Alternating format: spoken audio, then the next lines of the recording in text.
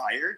If I was celebrating his death, totally would get fired. They don't need employees bringing drama or having, causing potential customers or current customers to think a certain way about them. They would just tell me to fuck off and pack my shit.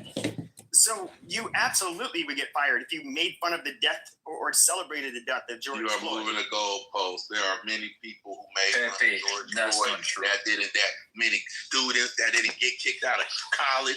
Many employees that didn't get fired. Stop fucking lying. This is the difference, Friday. It's the reason why. It ain't no fucking difference. Jose, you can't keep coming in hot, man. We having a conversation, bro. Like, follow the conversation. You can say your piece, but you gotta pick your punches, man. So Candace Owens. No, we not gonna say what you wanted to say because you wanted to say it. Just chill, man. Have a conversation. Candace Owens would never get the kind of reaction to her death as Charlie Kirk because she wasn't on a political track like Charlie Kirk.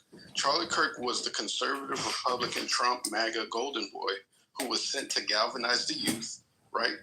To stray away from quote unquote leftist agenda and politics and come to the right side.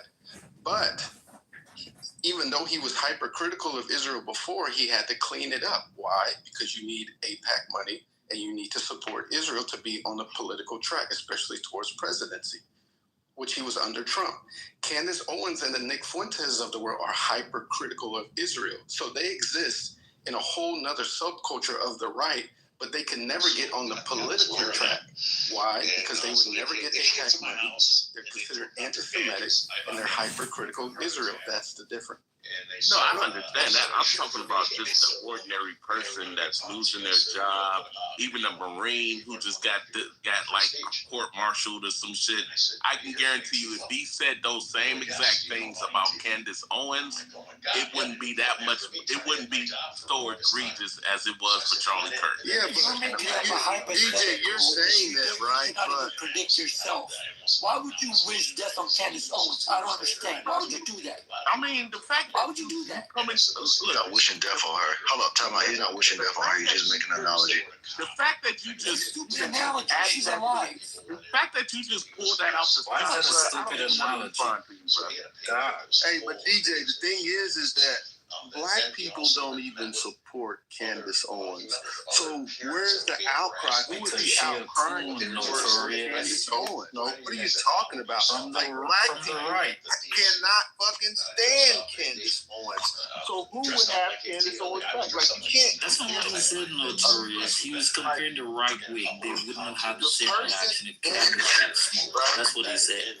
Based off of what the person is doing for the country or for other people is going to determine the impact. It's going to determine how many people are going to be behind it. Those people, many of those people didn't get fired. You know what they got? They got fucking educated. That's what they got. Okay. Let me tell you guys why Black people need to look to Candace Owens right now. She is a national treasure. I'm going to tell you why. She has transcended the petty politics of Black on Black crime and what's going on wrong in the Black community into the real fight, which is American blind support for Israel, right? Why the fuck are you making this about Israel? Jesus Christ. Listen, trafficking women. And now I'm going to tell you why. Now I'm going to tell you why. No. Othello, you have a problem with Epstein, but you don't have a problem with Andrew Tate, right? Alpha, you don't have the range. I already know what you're talking about. You don't have the range. I mean, Othello, do you know it can be very annoying having people like try to center Israel when we're talking mainly about just domestic shit and just like America. But it's also very annoying when people, just because they don't like them, have to fucking center them. No, I'm not centering Israel. I'm centering American support for Israel. That's what I'm saying. But that's not what this is about. We're not talking about that. You're allowed to say, I can say fuck Israel. I can say whatever I want about Israel. I'm fine. I'm not losing my job. I'm perfectly fine. So there's not even a freedom of speech issue with them currently.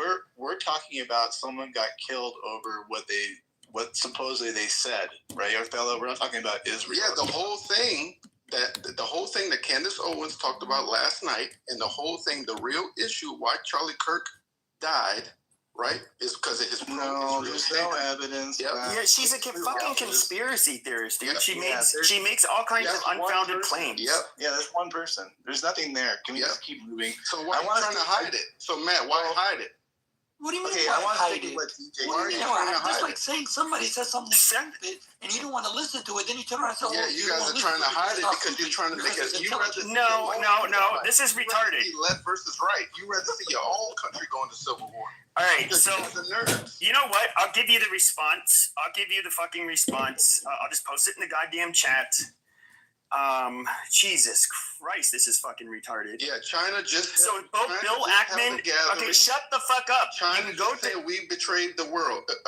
America. Shut the fuck up. Betrayed the world. China said that Shut up. they said You can America, go to Israel Seth betrayed the Dillon's. world. Okay, dude, shut the fuck up. You can go to Seth Dillon's Twitter Seth right Dillon. now. But that's the guy. That's what the show was all about. It was about Bill Ackman and Seth Dillon. She wanted to know what happened. Seth Dillon gave his detailed account of what he was communicating with Charlie Kirk about, and I didn't read Bill Ackman's response. Look, dude, at this point, it's hearsay. And even she said she does not know what happened with Seth Dillon and Bill Ackman. It was completely speculative. She admitted that.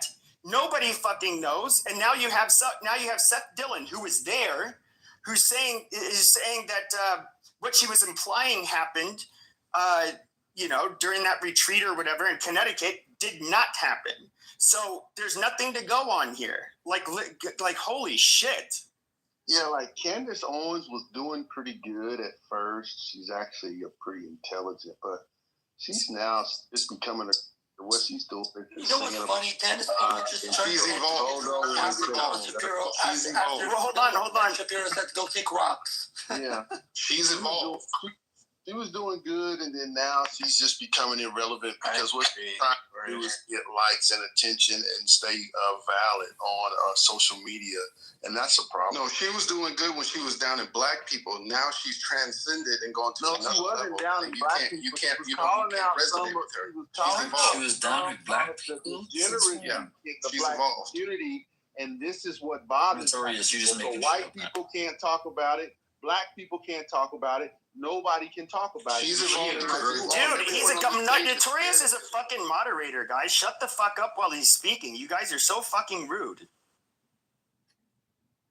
He ain't making no sense, Pepe. I'm just saying. On God. Well, we know who they are. They can't control themselves, so we just allow them. Yeah, because he's trying to push a left see that? right agenda, Look at him. and nobody's falling for the Look bullshit. at them. Look at them, buddy. Yeah, nobody falling for the bullshit. They laughing at y'all. Notorious. It's always so revealing when you come off from the goo and speak, because it illuminates how dumb you are. And you continue to impress me with your dumbness. Bro, ML, why don't you add something intelligent to the conversation? That's all you ever do. DJ Fridays. DJ Fridays. I agreed with you a while ago. It can. I agreed with you a while ago. ML, Now ML, won't you tell us about your nice house and your nice neighborhood and bold, and about how dumb people are? That's all you ever talk about. Tell Notorious, us you about are your dumb. nice house, bro, and how you living well, Hey. bro, and how you're doing. Hey, I can't complain, bro. Life's good. He's But up, anyway, he's up. Okay, guys, go back to your left versus right agenda. Okay, in the audience. I know. But the point here being is that when you guys, it's okay to try to make a point. But the fact is that you guys always lie when you guys try to make a certain point, to try to make your point sound more plausible. And that is what it's so revealing about you guys, is why should you do that? DJ Fridays, go and you prove it. Someone needs to take a mic. Bro, can you go get one of those GLP drugs so you could lose 50 pounds so you won't die in the next 5 years? You just Bro, did it again. your fat ass. Your fat ass need to go and move. So the point of it, hold on, shut the fuck up. For one, Free a while ago they said that Curlin Compartment, whatever his name is, he did not he could have come back to the NFL. No, he was blackballed. That's why he sued the NFL and he won. The NFL blackballed him. He was not, and he said that there were not any conservatives protesting against him. The fucking president was protesting against him. Who are you talking about now? Colonel Kirkpatrick. What's his name again? How you pronounce his last name? Probably can't even say Kaepernick. Yes, I forgot his name. I don't watch football that much. That's a very Colin, simple thing to say. Okay, DJ Friday, why are you interjecting when I'm actually speaking? Are you? Can you control yourself? The same thing you did every time I was speaking. Hey, Notorious, it's well deserved when you get it because you ML, make any just sense. say I'm trying to your help shit. you out. This is like, we're Mon, exhausted. how you doing? How are the kids doing? Dude, you're not fucking up my stage like you did yesterday. So, dude, like, really, I'm trying make to your fuck your goddamn stage point up. and hurry the fuck up. Pepe, I never fuck your stage up. I make it Hurry more up, lively. So make the your point fucking Well, is point. that ML, you're back here you with got- us again. We're pieces of shit, useless losers, right? But you're back here. You guys are entertaining. You guys are entertaining. But you So aren't. that's it. Just get That's on good. with whatever it was. I'm- you Hi, said. Bud. I miss you. So Mon. why do you keep interrupting me then, Mon? How am I Well, supposed to that's fine. I love you. interrupting you? Everyone. So just hurry up and get it out. Please be quiet, y'all. So Hey, he bring doesn't have to me keep up, starting Pepe. over. Okay, before I was really interrupted. So the point here being is that when I would just beg you guys, when you guys try to make a point, don't lie about your anecdote, your analysis and whatnot.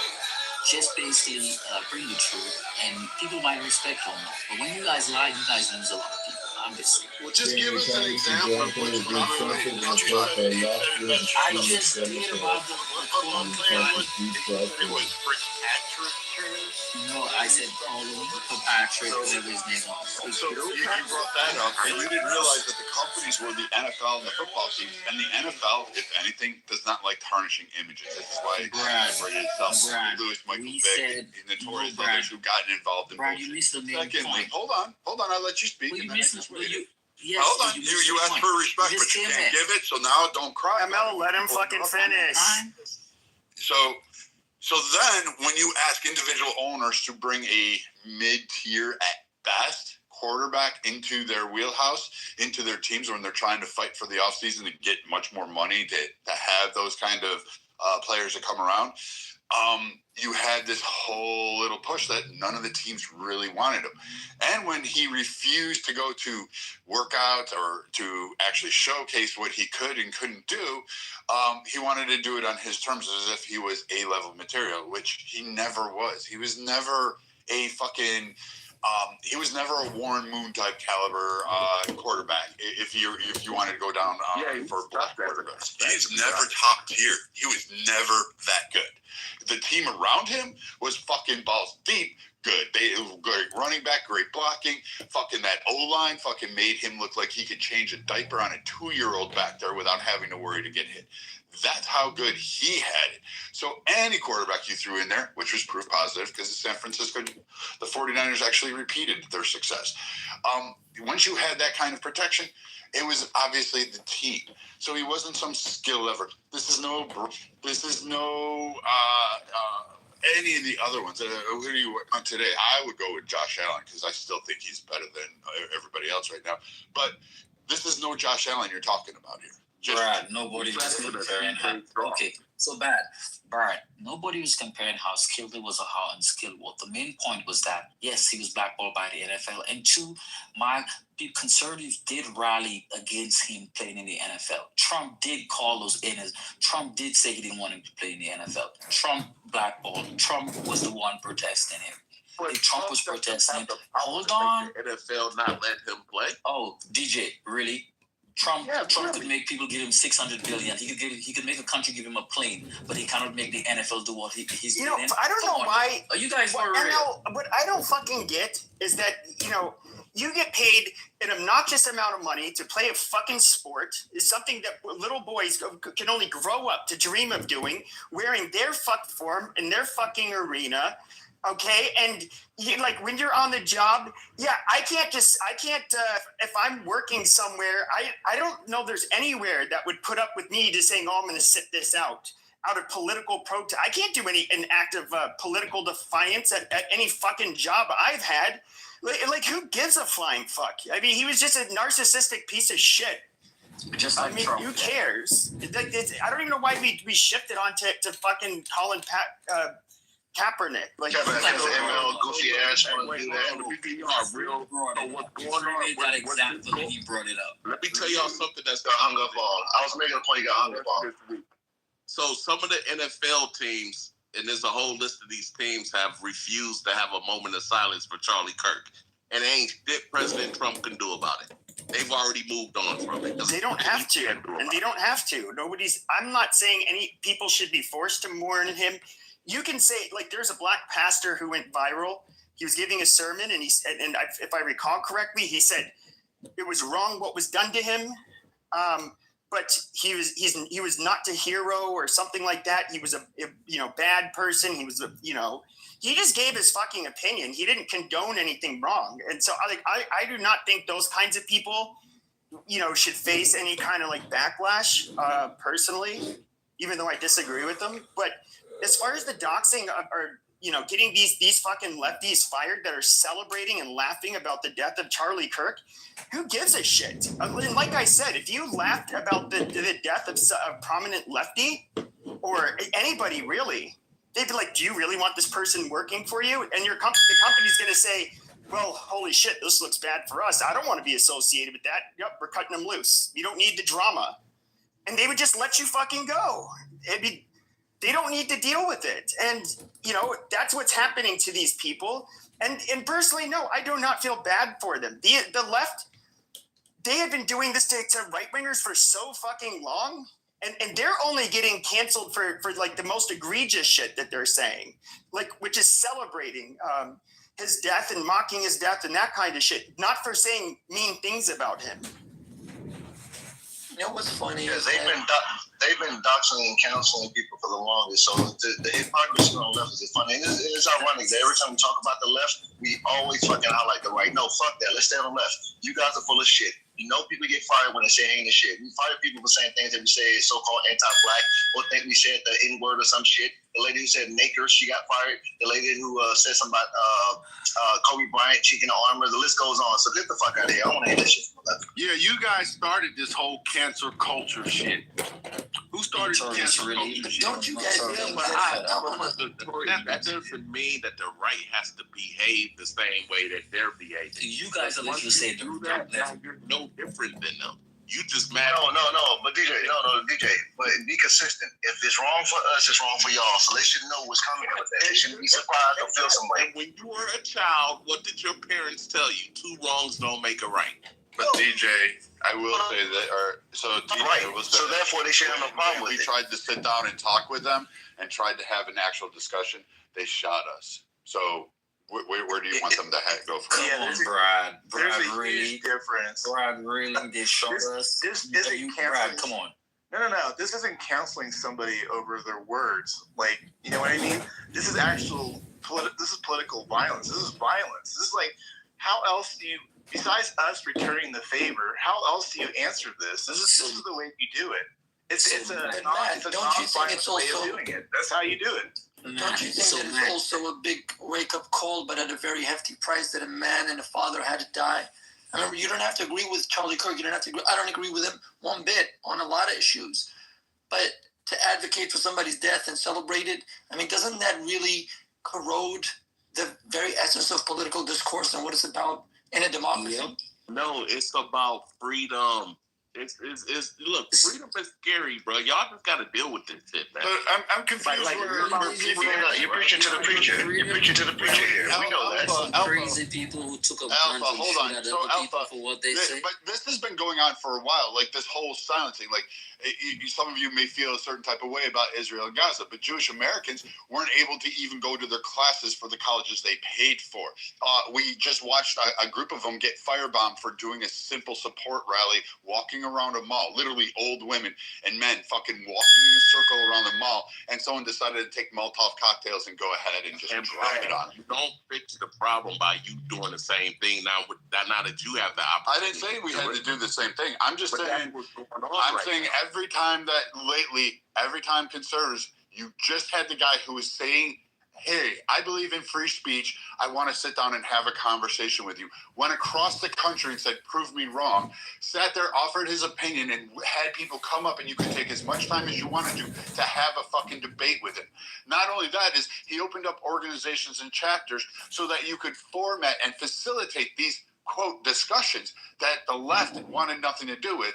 And guess what? He was fucking murdered on live TV, or was in front of his little girls. By a crazy kid. And you know what? Who believes in the same ideology that a lot of these people on the left believe in. So where do No, I got real quick. Everybody talking about my speaking. Hold, listen, DJ, real quick. I want to ask you this real quick. I know you got a question, Brad, but listen. I want to ask you something, DJ. I really want to ask this because you seem more logical than the rest of your base. How do we get the left to back off doing this type of shit? Not just celebrating, but even supporting attacks, like calling for violence. How do we get that side to dial it back? Okay, this is what you do, and it's real simple. We already got things in place for this. If they broke a law, you prosecute. That's it. That's it. So you don't have to. There's nothing magical you have to do. There's nothing. If they broke, we already got it in place. No. If they broke a state or federal law, you prosecute. That didn't work for Arena. No, that's the response. We're talking about preventive. We're talking about talking to your base. Prosecution, it's the response. No, preventive. No. Like I said, to stop them, not how to respond. Like y'all can't be little cupcakes all of a sudden. DJ, this is the problem. Your base keeps supporting this fuck shit, which only advocates for more of it, and that's what you got in it. So as more of it get done, we build more jail cells. Yes. Wow. So you don't want to fix the problem, you just want to respond to it. Okay. Who do you want to put in jail for? That's crazy. Like I said, if they broke an actual law, they are breaking a law, but then they're gonna call the right fascist if you put all these motherfuckers in prison for advocating terrorism. This is not freedom of speech. This is advocating and supporting terrorism. And if they are putting other people in that list. And if you could prove that they breaking the law, terrorism. Listen, everybody look at Matt's breaking of law. I prefer Trump's administration does not put these motherfuckers in prison, because then it's kind of like borderline fascism looking. But trust me, this is breaking law. They can put these people in jail, in prison, because it is the law that we cannot support or advocate or, like call for more terrorism. This is domestic terrorism. Whether you like it or not, whether Otello wants to blame this on Israel or not, this is called domestic terrorism. Somebody was killed because of their political belief. This was a political assassination. It's called domestic terrorism. So listen, real quickly, look at Matt's PTR and look at all the people who are calling for violence. Those are not Democrats, those are just people. What do you do with definitely left wing? This is what Free's asking. What do you do with people that want the next person to die? DJ, say that again. What do you want to do with the person that is saying, like in my PTR, they want the next person to die? What do you do with these folks? Like, do we live among them? I don't know. You tell me. I mean, people on Clubhouse want me to die, but I don't advocate them. I don't advocate them to go get arrested because they want me to die. I just pray for these people. I pray that when they leave, when they get in their car right now, a semi truck runs them over. That's all I do. DJ, I'm gonna tell you full of shit. I'm gonna tell you why. Listen, no. I'm gonna tell you why you're full of shit. If you have people stalking you, sending death threats, or doing things to really disturb your environment, which happened to Charlie Kirk even beforehand, you wouldn't just sit back and like, well, they failed. No, you want precautionary action. You want preventive measures. You want the police, the law enforcement to actually go and engage them. Go ahead. Guess what, Reed? When you're a public figure. When you're in the public eye and you say inflammatory things, that's what comes with the territory. You just have to DJ, you're too smart for this. That's not what we're talking about. That's not what the fuck we're talking about, DJ. And this is the problem. We always do this bullshit where you don't want to deal with the situation at hand. We know what. No. But that's not what's being disputed, DJ. That's not the fucking argument. We're talking about what to do to fix the fucking problem. And you don't want to address it because you don't want to fix the problem. This is why your base is fucking nuts. There's no problem to be fixed because they like that. Your base is left leaning. Your base is left leaning. Now everybody on this app know I'm way. Everybody on this, maybe you don't know me, but everybody I know you be left leaning on this app knows that not to be the truth. You're not left leaning. I'm actually fuck Pepe. Am I left leaning? No, he's free. Okay, He's not, but you're right. He's degenerate. He's right leaning. Yeah, he's Yes, but he independent on his hates thinking. Charlie Kirk, you know. free. So he's. Well, my apologies then. You're right. I didn't know. My apologies. I'll take it back. Okay, fair enough.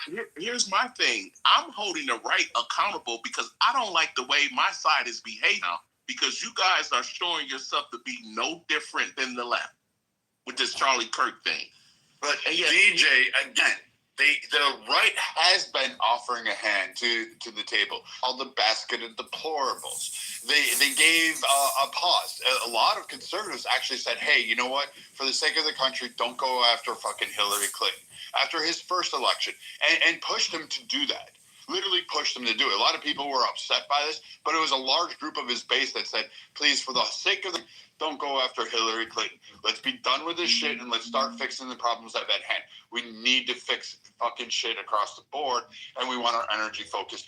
It got a little fucked up. I'm not going to say it was perfect. There were some great things. There were some bad things, and there were some things that were just left on the table. And then, voila, a pandemic. Then we watched the greatest wealth transfer. Then you have this whole Trump was shot at once, and then there was a second attack planned on him. You had an immediate cancel culture that went through removing prominent people and people, quote, associated with January 6th. Because remember, January 6th was the darkest day in the entire country. That apparently surpassing, slavery, Jim Crow, 9/11, Pearl fucking Harbor, all of those other events. Nothing could compare to January 6th per Nancy Pelosi. So no matter what, this was the horrifying day. And people who weren't even in the Capitol, who were just there, had their bank records exposed, given freely by Bank of America, Wells Fargo. They gave it over without even asking for a warrant, without the FBI saying, hey, here you go. They handed that shit right off to the Biden administration. And then they brought in the security net. They expanded the Capitol Police range. They even put a Capitol Police in California next to Nancy Pelosi, which made no fucking sense to me to have a district there. But then they again made all these provisions and then went up there and attacked it. Remember, draped on either side, a Marine on either side, red highlighted backdrop, and Biden going, the most dangerous threat to America is Trump and his supporters. And literally that was called out. Like that, literally that speech on primetime TV came off, and Biden said that shit, and guess what? The left ran with that and said it. Remember, they said Catholics were a threat to the country. PTA soccer moms questioning their fucking school boards was fucking accounting to equal to fucking revolution, and we needed to suppress them. This was the left. They did this stuff, and now because of what. I'm not really comfortable with giving the left a pass on it. I'm comfortable letting these people have that again. They're shooting. They're doing these things. They're cheering it on. They're egging it on. They're wanting it on. For fuck's sake, Kathy Gifford started off holding a Trump-severed head. I mean, where do you want to go? I'm still waiting for people to sit there and go, give me the conservative mainframe. I'm saying that the right will do violence. I'm not saying they're completely innocent. But if we're going to weigh these scales are so heavily weighted in the left side that I'm almost to the point where I don't even want to speak. I don't even care if they're at the table anymore. I really don't care. I don't want them in power. I don't want to hear their thoughts. I don't want to hear their ideas, especially after watching how the left in this country has actually carried itself cheering and saying, let's get rid of all conservatives this way. They wanted the fucking war. Let's give it to them. I'm perfectly okay with it.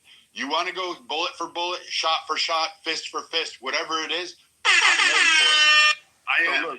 So Brad, I agree with you, bro. And I like the fact that Charlie Kirk was going on these college tours, deprogramming this leftist agenda out of these college kids, and he was really putting in work on that front. But here's where he crosses the line. When he starts trying to tear down MLK's legacy, and this is a man who, yes, of course, he was a flawed man. Everybody's flawed. But the fact that you want to hyper-focus on his flaws versus the fact that this black man, MLK, took a bullet for the love of his people. And you want to tear down his legacy for what? For what? Because I could talk about all the evils of most of the founding fathers. They all had slaves. Andrew Jackson was a fucking murderous psychotic. But we don't talk about that shit because there's no reason. Because the Democrats on the left don't want to talk about their founding father, which was Andrew fucking Jackson.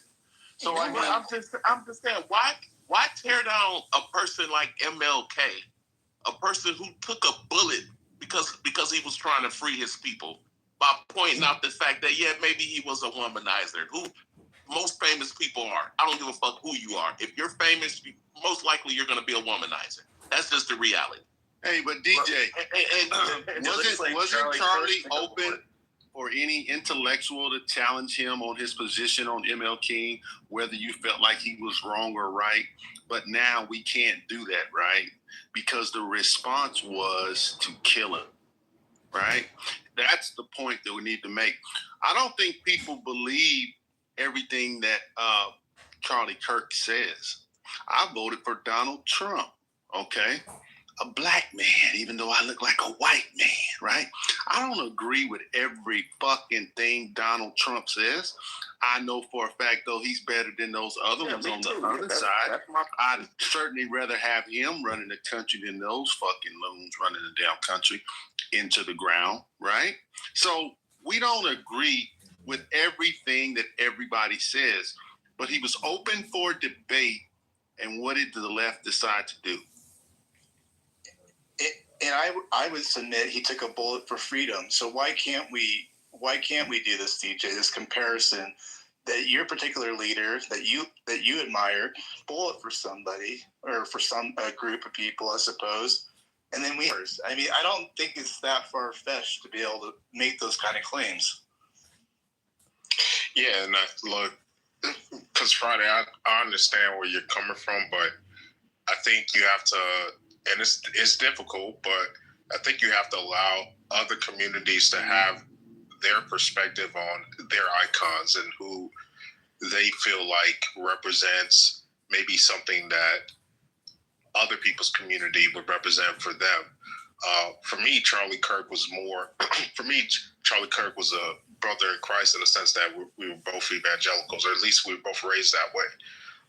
So I see him in that sense. I don't see him necessarily as a Martin Luther King, but I do understand from the Zoomer perspective, a younger individual, particularly white men, why in a world where they don't see the American dream being obtainable, why someone like Charlie Kirk, who is not only living the American dream, but showing a pathway to them reclaiming that, why they would see him and his assassination as a Martin Luther King type figure for them. Not that he has to be for you, but that for them and their movement, why he would play that role.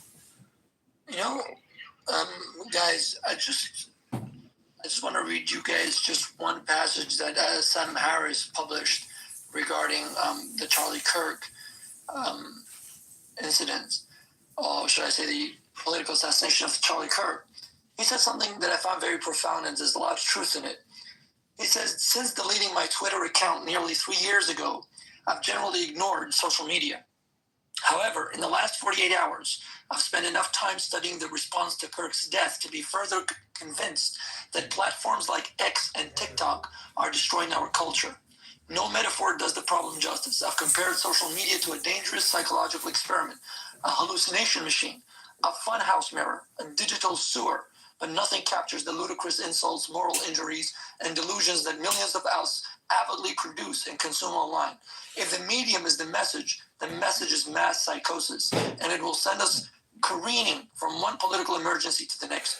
The fact that some of the most deranging and divisive content is being created or amplified by foreign adversaries, I agree with that, and that we have literally built and monetized their capacity to do so beggars belief. We are poisoning ourselves and inviting others to poison us. That's a poignant way to put it. But interesting you say that, because is it a coincidence that the pharmaceutical industry and technology, especially the internet, use the same term when they talk about people? They call them users. When they talk about giving you a drug, a sedative, or anything, they call you a user. Users of our product. You're users. So to not think that, I mean, obviously there's going to be negative and positive externalities from it. It depends on who's wielding it and what benefits you get out of it. He who masters whatever controls thought and behavior obviously is attempting to get a result out of it. It's just like the story of the Wizard of Oz. Who is the wizard behind the curtain, pulling the strings? Who are the people creating the algorithms? Who are the people wanting to make sure that certain things get put on the internet, regardless of whether they cause detriment to society? Because if you think about it, this is where politics and economics intersect. I actually don't believe, was that you, Alpha, that was speaking in regards to the internet? I actually don't believe people from either in modern day, the left, particularly on the internet, because if you recall, many moons ago, the conservatives were asking for restraints on them. Like Texas just put up a blockage on porn, and that was fought back by people who wanted, quote, free speech and wanted the ability to jerk off to young kids online, which is really fucking disgusting. But they wanted this ability. In fact, sued to actually block these in multiple attempts to go ahead and do this. And so when conservative groups or conservative foundation groups or particularly Christian groups who are saying, hey, I don't want this in my child's life. I don't want the ease of access. I don't want the ability to do it. It gets fought, and sometimes it gets overturned. Sometimes the liberals or the left wins. The right sometimes wins. Like Texas is holding true. Last I knew that their resolve has stood, that they're going to continue to ask for age verification at the very least in order for someone to get online. Now, how much that helps, I don't really know. I don't really care. Don't really watch the shit, so it's not my wheelhouse, and my kids are grown. But when groups do try to say, hey, this is what we want for our children, this is the type of environment we want to raise our children in, they are often forced into they have to contribute. How do I say this? They have to force to comply with another views, even despite the fact that that view doesn't reside in that area or even have children to be fucking begin with. It's not like, there's vast communities that are saying, hey, I really don't want books depicting sexual positions and behaviors of LGBTQ members in my third graders' library. I want to remove those books out, which they've had massive protests. They've confirmed, they've shown, they visually have told us what books they want to remove because of the very indecent things that are in the books themselves.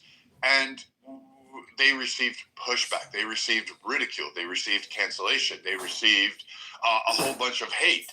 And so the right has now protested and rebounded back and said, hey, this is where we're going. Guess what? We're your Target shoppers. Guess what? On the weekend, we're your Bud Light drinkers. Nope, we're not going to buy that. So you're going to either have dips in sales or you're going to cater to what we want. Oh, schools, force it. We're going to win school boards. We're going to win governorships. We're going to win this area. And then we're going to determine our own rooms. And they're doing it. And this is going across communities. It's happening in Black communities. It's happening in Asian and Hispanic communities as well. So it just appears that white liberal snowflakes really can't figure out that the rest of the fucking country doesn't agree with their stance.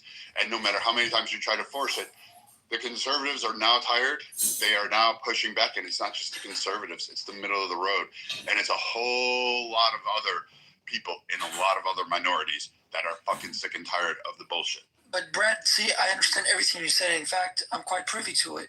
However, where does it stop? I mean, will it attenuate to a point where things will be normal enough for people to disagree with each other, people not to push a particular extreme agenda on each other or try to control each other, but to compete more politically than physically, and then fanning the flames of war and violence? I mean, where who draws the line exactly? People have to actually get prosecuted for their crimes. Like, for example, the Trump administration have kind of been hinting that they want to bring George Soros and his kids up on RICO charges for funding all this illegal activity that the left has been doing for the last. Finally. So things like that have to happen. Look, at the end of the day, if people broke an actual law, they need to be prosecuted on it. But for some reason, the left oligarchs get to walk around this world of, and they've been doing this shit since Kennedy. Like you know, a lot of people talk about Elon Musk being a right-leaning oligarch, but the left has been fucking had oligarchs that's been controlling shit. Like remember doing the Black Lives Matter and the Occupy Wall Street protests? These magical bricks getting placed. Like that shit is a crime. How come no one got prosecuted for? You can't just. It was pallets of bricks lined up in front of these banks for people to throw bricks into the window. Who put those bricks there? Because that's clearly a crime. How come no one ever got prosecuted for that stuff? A forklift had to literally lift that shit in them down. That means someone paid a lot of fucking money for that. And that's the thing, though, Friday. I agree with you, Friday. I think we, as part of the public, if we fall for it and become puppets, do you know what I mean? I mean, but Alpha, you're asking for something. You're asking for something that should have been. Like I know Matt can find it. I know Free and a bunch of other people, because you know how I know this. People have sent me this. It's about an hour and a half long, the full video, but there's been clips of it circulating on social media. It's literally that leadership talking political incitement. And they're saying, go out and harass, harm. We need to get after him. You have Jasmine Crockett. You know, she's such a wonderful strategist. She's a wonderful political mind.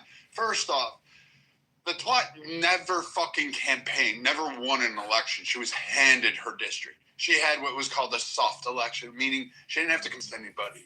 She just kind of rolled into the position. Hasn't really done my district.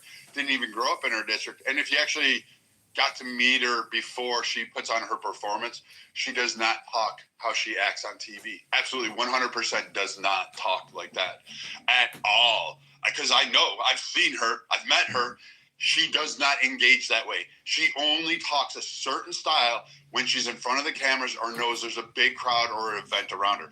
In small private conferences where she's asking for money, she sits there and talks a completely different way. Her articulation switches more than Hillary Clinton's statements on Benghazi, more than Kamala Harris on whether or not she supports Israel or Palestine. I kid you not. But she woke up one day and said, I want to see the end and the downfall and the elimination of Elon Musk. And she got her wish. People were running around carving Nazi signs, swastika signs, in people's fucking expensive cars, firebombing fucking Tesla stations, destroying Tesla charging stations, all for the sake of what? Political leaders inciting violence? But we don't hold any of it. And to DJ Friday's point, yeah, but to prevent it, you need a Democrat leader who's going to say, hey, I need to come out there. And right now, there is no one in the DNC that is a leader that could actually head the left in any particular way, let alone look what they condemn that violence. I mean, even Bernie Sanders giving his milquetoast warm apology and saying, hey, we should condemn violence this time around. Where was that kind of statement and feeling when the fucking the crazy fucking nut job shot up the baseball game? Like, you didn't give that kind of rendition. You didn't walk around saying we need to end political violence. We need to stop it now. He didn't say any of that shit. He didn't run around saying all that. No, what they're afraid of is actually the reverse. They're now getting afraid of, well, wait a minute, this may have escalated too far, and we may be the people that are next. It may be an Ilhan Omar or an AOC or a Bernie Sanders that gets hit. Like, let's be honest. And is anybody on this side, conservatives, going to go cry? No. Should we post memes about how happy we are? Absolutely. We should post 1,000 memes for that shit, because you guys on the left had no problem doing it. And I'm not above. I'm not like king. I'm not forgiving like a lot of Christians. I'm not a Christian, so I don't turn the other cheek. I believe it. I'm old world. I want eye for an eye. What? Oh, wait, Brad. What you're saying is contradictory, though, bro. Brad, don't put that on us, Brad. You can't turn around and say that Trump wasn't a bad guy when he incited rioting and violence. I know you heard me talking. I know you heard me talking. Brad, we turn one cheek. Outside of that, we have an Old Testament that clearly tells us we are to defend ourselves and that the state is absolutely there to implement justice, right? So Okay, you guys got to get Old Testament quick. You need that fire and brimstone and that freaking war. Oh, you know it. Look, you need crosses painted on shields and swords drawn and start marching into war. Because you guys are under attack. Just so people understand, Brad, because I hear you, because people don't oftentimes understand the balance of the new and the old. For instance, let's say this retard gentleman that is rainbowist, right? This Tyler kid converts to Christianity while he's in jail, waiting to be executed. If he were to do that, we would accept him as a new brother in Christ, and we would wish him farewell on his way to being executed. Meaning, as a Christian, we would welcome him that he is now a new brother in Christ, but still, the state would execute him as justice for Charlie Kirk. And so that's the balance that we get in that as a personal thing, we have a personal way of looking at things, but justice must always be implemented on a societal level. So that's the distinction. You know, some people on the right, as of yesterday, are starting to question if this guy is even a guy. Is Breitbart even a guy? That this guy is even a shooter. Breitbart, oh yeah. So you want me to speak to that? Breitbart he confessed. No, he didn't. No, so he's not cooperating. No. That's changed, King. If you look, I can find it for you. He actually just came out, and they have. He admitted to it. Plus, there's a Discord message of him admitting to it. Okay, but y'all see I'll show you it. Yeah, show it to me, Matt, because I'm hearing that he's not cooperating. Yeah, that's changed in the last 15 hours. Exactly. No. Okay, and they have a Discord message where he said, "Sorry guys, Have they shown the Discord message? Have they actually shown it? Yeah, he erased it. Yeah, he erased it, but they retrieved it. Breitbart just posted. So remember the original old guy that they thought did it, that old white man with the bald head? Remember that guy? He was the first guy that they had in handcuffs. So today, Breitbart just posted that guy, and they about to rearrest this guy because he was clearly he was saying that he was playing a distraction. Because when they originally put handcuffs on him, he was like, yeah, I did it, and I'll do it again. And then they found other people who was dressed just like him, had the same shirt on. So now they're saying that this shit is bigger than what we think it is. And there are a lot more other people involved in this. The conspiracy theorists will always say that. And it doesn't really matter anyway, because on the right, we're independent, and we should have a diversity of thought. So it's okay that they don't agree or believe. You always dismiss things to just being conspiracy theory. That's a whole conspiracy in itself, bro. Well, what I'm saying is that you often don't have any evidence. So we do have evidence on the other side that's pointing the other way. So your conspiracy theory it has zero, and I mean zero evidence. And that's what's wrong with the conspiracy theorists. They're always so smart after the fact. But if they were really smart, then they would be able to predict what's going to happen before it actually happens and prevent it from happening. But you know how many... In what context, Notorious? Wait. But y'all know how many in what context? Conspiracy theorists have predicted. I remember Alex Jones predicted 9/11 a week before 9/11 happened. That is true. And he said it exactly the way he said it was going to happen. And several people knew, not only Alex Jones, several people knew something like 9/11 was going to happen. In addition, there have been other conspiracy theorists that have absolutely predicted things that have come to pass.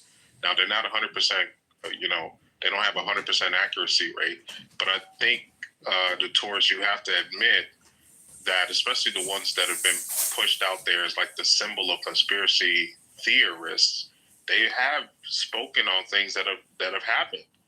And it's kind of scary. Because even the frogs are the water's turning the frogs gay. Even that turned out to have some truth to it when they looked into the science behind those things and how it was changing the animals and their little peepees and wee-wees and coochies and stuff. So we have to be honest. So you know how that works, go ahead, right? Ryder. You know how that works, because a long time ago I called into the Alex Jones show and I talked to him about it, right? You know how it works. These guys ain't magical. They're not psychics. they have people on the inside who tell them, like, because in every organization, so you're going to have people who don't agree with what's going on, and they'll tip people off. So you will have people in the government who knows about these things that will tell Alex Jones these things. Now it's up to Alex Jones if he's going to believe it or not, or if he's going to publish it. That's all that happens. People tell on these people. It's like if you work for DARPA, it's all type of shit DARPA is working on. But if I told you the shit that it's working on, you'll be like, they're not doing no shit. Like, that is crazy. But then Alex Jones, he just has the guts to actually tell us about it. Like, I remember geoengineering was a conspiracy theory.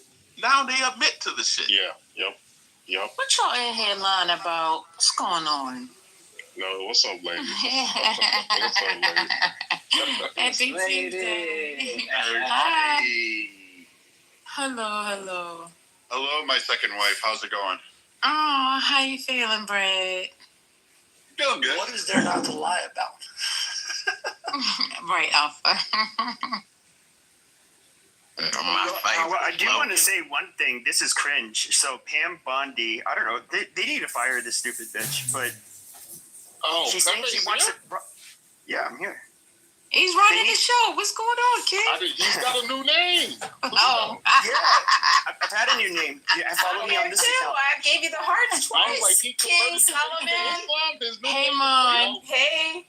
King, that's because he keeps getting targeted by a certain individual I know about it. Okay, cool. you know, who I mean, Yeah, we don't need to talk about it here. It's fine. Okay. But I haven't been targeted lately, so I'll just drop in it. But I'll say Pam Bondi she's saying she wants to prosecute the Office Max or Depot employees that refused to print the flyers for the vigil for Charlie Kirk. Now, I think that is like absolutely batshit crazy, and that is way over the line. I mean, they got fired.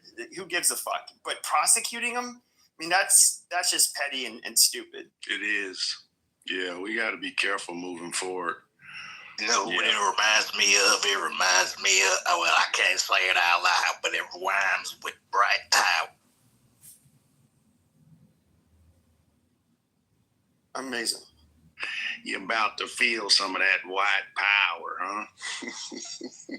I did not say that, goddammit. Put words in my mouth. Yeah, it's going to be interesting as this case unfolds, seeing if we can get to the bottom of the truth and who actually gets to the bottom of the truth. I don't actually think it's going to be the FBI. I think it's going to be us, the people. I think we're going to be the ones that uncover a lot of this stuff to the point where it can no longer even be ignored. Because I don't think that this Tyler kid was working alone. So I'll just respond to somebody in the chat. Look, China is in no position to talk about democracy and leadership at all. What China needs to do is stop trying to bully Taiwan, okay, and respect people's choices and a sovereign country for what it is, and stop trying to repress everybody and kill them. That's what they need to do. China is in no way. See, China was a democracy, right, with an opposition. I would have said, you know what? Sure. I mean, they could have a say in the free world, but they don't. They really don't. They were a pariah state until 1998 when Bill Clinton decided to bring them back in because they were so naive thinking that China actually worked with international conventions and liberalized the economy. They didn't. They did quite the opposite, right? See, China is a very dynamic and diverse way of dictating and, you know, basically one of the, I don't know, it's a strange creature, China. Outside of China, they're all capitalists, they're all accumulating and extractivism and all of that. And inside China, they're all communists and nobody's above anybody else. And long live, you know, Xi Jinping and all that stuff. No, China has no credibility to talk about America. China needs to tell TikTok to stop trying to sow division in America, right? That's what China needs to do. And it's quite eerie when I'm not religious or anything, but TikTok, ever since TikTok has been around, the time has been ticking and talking for just poisoning the minds of the youth. Right. That was And really, don't you guys see it? It's tick and talking. Yeah, that's a great point. How China basically is trying to destroy the youth of America and have a totally different practice and standard for their own people.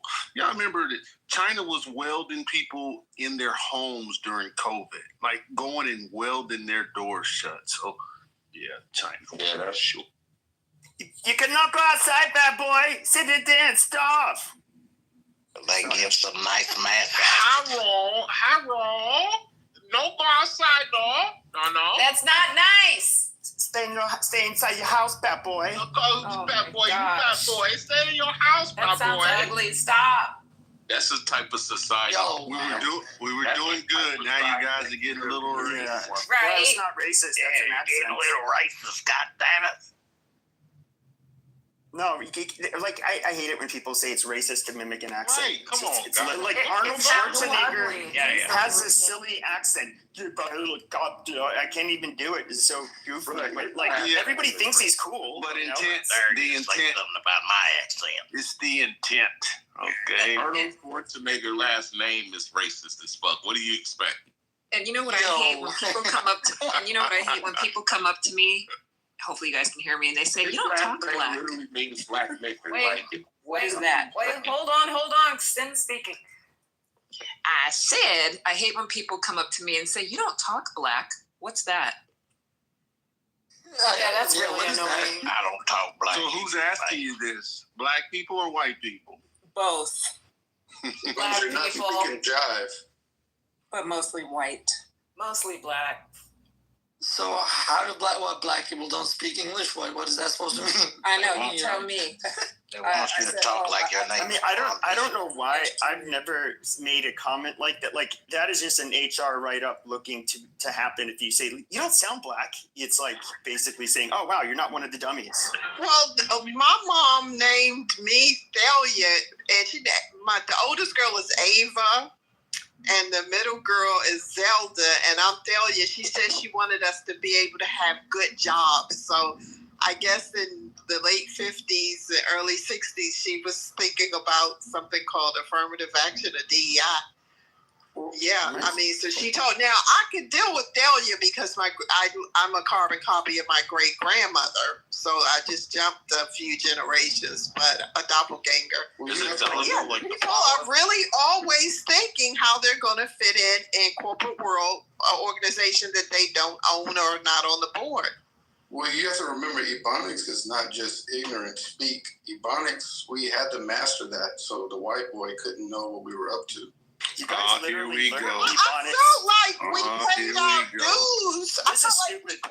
With that bullshit. Yeah, no, but I feel like if you carry the last name Sanders, that should be enough. But she, my hair's always been curly and straight at the roots, and she wanted to fit in so bad she would use Vigoro or a pressing comb to just make it like bone straight and no frizz. So some people they go through that to fit in where they can get in more so. But she was more targeted at being jazzy for the corporate workforce than anything. Amazing. Well, I don't want to stay on Ebonics, and Othello, you're fucking.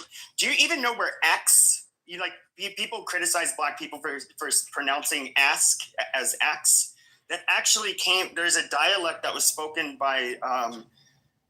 They were more or less from the fuck is that area? It's Ulster Scots. It was kind of a poor region where like they Appalachia you're talking about, or the O's? Yes, but where they came from in the UK, the Highlands in Scotland. Yeah, they had a very butchered pronunciation of English words, and X was actually one of them. And so there's a lot. It was learned from white people. It's not that they were poor. It's just that they spoke Scottish Gaelic, and so the Queen had to make adjustments in Glengarry, Ontario, Canada. Look, Ebonics has a direct line to peasantry in the Anglo-Saxon world. We just have to be honest about that. Nothing wrong with it, but Well, I mean, it has its origins. Thomas Sowell wrote an excellent book that literally details the entire history of this. You can go read it. It's called, if I remember, Black Rednecks, White Liberal, or White Liberal, Black Rednecks, something of that sort. But it literally goes through the entire history of this. I mean, yeah, everything we do now, we learn from them. So. But I never understood when white people can't enunciate. No one ever questions their intelligence. But when black people we don't. Yeah, dude, we are brutal. I say all the time that they must gone stupid. Like I don't think you understand. Like when it's like white people around, they will actually stop a person. Like, and I'm saying like in person, face to face, they will say that's not very good English. If you use the word ain't. Like that kind of shit, they absolutely correct each other.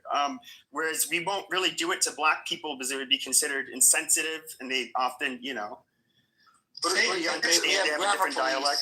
You hear ain't in country music all the time.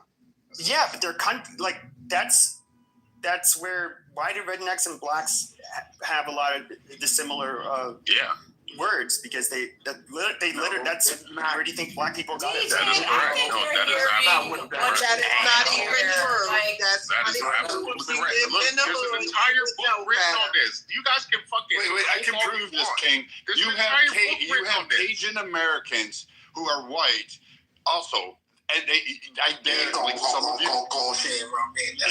I can't understand a word. Hell, I'm in Texas today, and half of the fucking time that I go to a store or anywhere out and about and I have to listen to people talk, I'm going, first, why does it take you a half hour to get to the fucking point? Secondly, what the fuck are you saying? Because I have no idea what y'all in your mouth about Texas. And look, Brad, this is somebody who likes to speak both. I love speaking Ebonics like I have no sense, and I love speaking proper American English. I can do both.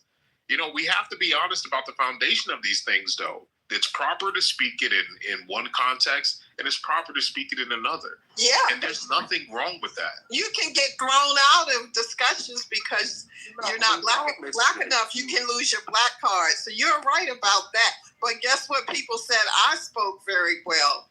They said that I spoke Hebrew very well. And they was like, yeah, you have such a good flow and you pronounce the words just right. So I think it's just, I just think it's by chance with people. Maybe the way their teeth are set up. Because I would have never thought I would get complimented on Hebrew. What? Black people, we have to be mastered. This is the way your teeth are set up. What? We have to be mastered. If I got braces, I'll speak better English. That's what she meant. What are we doing? But somebody should have Southern time. Can somebody fact check that? A lot of people with braces speak better English. The language that you speak does form your mouth from the South. The language that you speak does form your mouth differently. That's why you meet people who speak multiple languages and they have different mouth structure. No, King was that's what I think it is. What's funny is I had braces. I actually had braces. What are you laughing at? No, because you kind of tried to tie, I think, the proper speaking of a language to teeth structure. I think you were trying to do that. I just think that is why some people, like, there's a room called Heavy Hitters on this app. Yeah. I won't go in there because he growls. And I know it's a lot of masculine testosterone. Testosterone is crazy. Yeah, and I'm like, hey, and some guys don't talk much. Some don't. And those are the ones I'm attracted to because if I'm comfortable with you, I go at it all day. Blah, blah, blah, blah, blah, Yeah. All right, guys. Well, let's get back to the. Yeah, because it gets silly at some point. We're not talking about somebody else's language. Like, imagine hearing the British people listening to all us Americans fuck up their shit. Someone said it. Yeah. North Carolina's enough. They sound like country mouse. Yeah, because we were talking about earlier about free speech, but can speech be considered violence? No, that's just cope. No, it can lead to violence. Yeah, it can lead to violence, and we have. If someone says, if you had an issue with someone and you run into them in the store, and you meet them in a public place, and they say, "I'm going to kill you," is that violence? Yeah, we have laws against that. You're threatening. Those are fighting. If they play like that, no, because the girl did that to my coworker yesterday. That's how they play. But those are fighting. No, but look, you know, exactly. Like but it's we're like, just for using instance- the broad for term instance, about how here in speech Chicago, is so we say- free, and it's not. In you know Chicago, what we I say think would really demarcate violent speech from actual physical violence. Look, tell somebody, like you can experiment this. Tell somebody, with all due respect to the panel and everybody in the audience, you can tell somebody, listen, fuck you, right? And punch them in the face and tell them, hey, which one hurts more? And maybe they'll demarcate it. yeah, this whole violence is speech is just it's an attempt by people who don't understand the foundation of America and the First Amendment and why this country was set up on those laws. When you advocate for speech as violent stuff like that, you're just exposing that you don't have you have no tie to Americanism as we understand it. And I'm gonna be honest with you, like you guys may think it's funny, you guys may think it's a joke, but it's not. We need to deport these people. I don't care. We need to deport you. The Constitution is very clear that we are supposed to be guarding against enemies, foreign and domestic. When you are pushing for shit like this, where you're literally espousing things that are contrary to Americanism, I think we need to have an honest conversation so we don't end up having a civil war. Yes, sir. But, hey, we can deport you to whatever country. We'll give you a flight, $100,000 or however much it is to go to whatever country you think would accommodate you and your retardedness. We have to be honest about this. I agree. I don't think they would go, King. I think a lot of people wouldn't go, actually, Alpha. I think there's a lot of LARPers. There's a lot of people who espouse things where if they were put in a society where they have to actually live under the rule sets that they that come out of their mouth, they would flee those countries. And that's the sad part. So many people are literally they don't have the self-awareness to realize they're pushing for things that they would literally never live under. I would say there's like one thing I noticed where it is like in the UK, I'll see Muslims in the UK, they're saying like, I think it should be illegal to criticize any religion, not just Islam. And it's just like, so wait, hold on a second. So you're basically saying you want to change, they don't have true freedom of speech in the UK, but more so than in Europe. They don't even have it in Europe. Exactly. And so I mean, you can say something, it's just not codified. So you can easily get caught up in it. You can easily get caught up in Scotland, because I wanted to check on some things, and they was like, now the people you hanging around speak Gaelic, so they gonna make fun of them in court. Say, what did you say? So yeah, Europe is a hot mess when it comes to freedom of speech. You have to be very careful what you say and how you gonna get yourself out of it. Yeah, so like in the UK, you have like these Muslims who are basically they can't behave themselves if you if you insult Islam. They want to just make it so that you can't criticize any religion. Like they somehow think that would be a good middle ground, which I do absolutely think that when it comes to certain people, especially immigrants from certain places, that should never be accepted. You should never. You should never accommodate those people.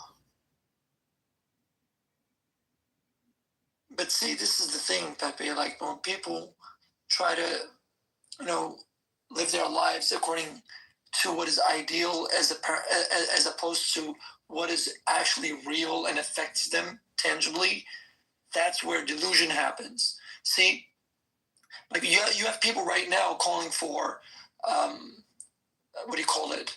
Heresy laws, right? No, just no, because what do you mean by heresy law? Maybe I worship the Ferraris as a horse and as a car. So should that be also part of the law to accommodate my sensibilities? These things are so ambivalent and ambiguous. Where do you draw the line, man? That's my issue with it. Where do you draw the line? It's either free speech for everybody or for nobody. That's the thing.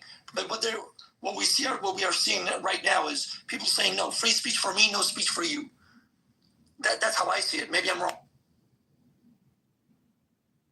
You're not wrong. It just goes back to what we were talking about earlier this week. People don't know how to dialogue, how to get a point over, how to persuade, how to market, how to do elevator. They just, you have a lot of people just don't want to hear it. And it's a good amount of them on this app. In certain types of rooms, you have to. Well, I don't think that's necessarily the case. More for entertainment. But I don't think that's they're kind of entertainment. I don't think it's necessarily the case. Like with a lot of, like, for example, the Muslim immigrants in the UK, it's not that they can't dialogue. It's just that I mean, where they come, it's punishable by death, and they're intolerant to people criticize Islam. Very intolerant. Very, very intolerant. Yeah. To the point, the women, they need to stay a step behind their husbands, because in Arlington County, Virginia, they are something else. I'd be like, back up off of me, like that. And they don't mean any harm. They evade your personal space. Good afternoon, Pepe. Hello. How are you? I mean, Clito. I haven't spoken to you in a while, Fatima. I know you miss me. Ooh, yep. What's that all about? I'm getting jealous. Y'all know, man, Pepe love black women. Felicity on the other side. Yeah, y'all could just mind y'all business. But Pepe, I wanted to chime in on this conversation. Did y'all talk about why free speech is an American thing? I didn't. So the basis of free speech was so that remember when before America was independent from the British, they weren't allowed to criticize the government or the king. So once they created this new democracy, they wanted people to be able to argue and criticize and, talk about how they felt about things. And they always wanted that to be, protected. That was they wanted their views, especially those that were unpopular, to be protected with the First Amendment. I think it is amendment where, you have free speech. So with that being said, Americans are rooted in democracy. They're rooted in free speech. They're rooted in free autonomy, because the founding fathers didn't know what rule or authority was. They were trying to get away from it so that they can create their own rule or authority for others, right? Because they wanted to create their own systems. And that system is what we are in today. Those founding fathers found a way to basically monopolize off of their own voices and suppress others. And who taught you this? Your daddy. My dad was definitely a great teacher. She's not wrong, because she's not wrong, DJ, because in 17... You must wasn't listening to the actual lessons that my daddy was teaching you. All right, DJ, she's not wrong. Okay, in 1735, a famous journalist was prosecuted, hung, and killed because of seditious speech, because he was a printer, Peter Zingler. And the founding fathers, when they were drafting the Constitution, actually said, hey, we don't want this kind of thing. Also, they believed it was a safety valve. They had watched numerous plots and oppression occur throughout Europe. And they said if people actually have the ability to speak about their grievances with the government, to be able to vocalize them and communicate them in a broad, open environment, it will not harbor ill feelings nor breed more revolutionary types to overthrow the government. Plus, it provides a safety check on the government, with the people can be informed and discuss the topics of the day at hand with their representatives. And it makes the government accountable for the people, by the people, we the people. Well, more importantly, they knew it was vital to to a free republic. A free republic. A free republic. It was vital. You have to have it. In order to have a free republic, you have to have freedom of speech. That's true.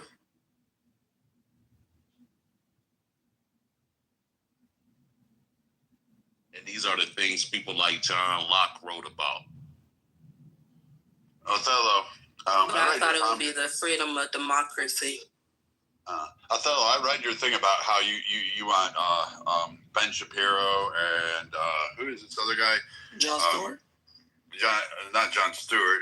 Your comments about Jon Stewart. Kash Patel need to go. Kash Patel is not going anywhere. He's actually doing a fairly decent job. I mean, for all once, he's done a lot of improvement. He's done a lot of coordination. He's done targeting. He's put people back on sexual crimes instead of putting them on political deaths like Biden's administration. So I'm pretty happy with a lot of the moves he's making within the FBI. I'm sorry that your favorite pundits who like to go on, Sunday morning talk shows and get their 15 minutes of fame aren't there anymore, but I'm pretty happy to see those guys go. But as far as Ben Shapiro, Charlie Kirk and Ben Shapiro were the polite ones. Like they're really nice. The only problem with Ben Shapiro is he talks too damn fast. He's like a honey badger on meth in his debate styles. But he sucks on helium before he talks. He could be, but you have no idea who in the conservative circle is now getting elevated. I said this yesterday, and I'm going to continue to say this. You have Nick Fuentes, and you guys, you don't know shit about him other than the fact you don't like him. That's it. And he has said some racist things. And I will say this. He has said some racist things. He is much more than anything else there. And he's elevated him. You're bringing up Milo Yiannopoulos. He's coming back. Thank you. Because I really wanted to hear the shit from Milo again in my life. And a host of others. You're going to have a huge network. You just handed the Republicans the midterms, the next presidential election, the election after that. And you're going to have more of society saying, no, I don't agree with the leftist ideas. And you're still wanting to cancel free speech, which is why you prove the point that the right does not need to come to the table and actually talk with the people on the left anymore. That's the what thing. they ought to do is hit the left with the table and just mud stomp them as they march on over and just do what they want to do anyway. I agree with the Nick Fuentes and Candace Owens of the world. I'm on their side. You know what I mean? What I'm saying is that there was an inner fight between the Nick Fuentes and the Candace Owens of the world and the Charlie Kirk ideologies. And that fight was over American blind support of Israel. Well, not necessarily the fight, because that also pushed her out of the Daily with Shapiro, and kind of pushed her out of Turning Point. But the thing is that I was looking at her yesterday, and she said, there are people who think they can fill Charlie's spot at a company he once owned that have no business there, and she said she'll die, protecting the company from them. You'll never see Candace Owens. You'll never see Nick Fuentes get the kind of recognition that Church got because of their stances on Israel. They can never really get on the political unless the U.S. takes its government lobbies like AIPAC and whatnot. So you'll see them as high as like a podcaster. You know what I mean? But you'll never see political. Because they look at the AIPAC. Hold on. Look at the AIPAC as a foreign entity. Why are you so focused? Every conversation. So here's a problem. You're so focused on what the Jews, oh my God, we got to get rid of the Jews because I don't want to be the targeting group. Listen, I have never stop. Hold on. I have never met more people who are afraid of one of the smallest demographics on the fucking planet. You don't have to go through that spill. I'll go through whatever I want to. I wore the uniform and actually fought for it. And I don't care about free speech from the left. I don't care about that. That's not what's going on. Why are you so focused on Israel? Israel is not our closest ally. It's not even the one we pay the most money to. I understand you don't even understand how our economy works.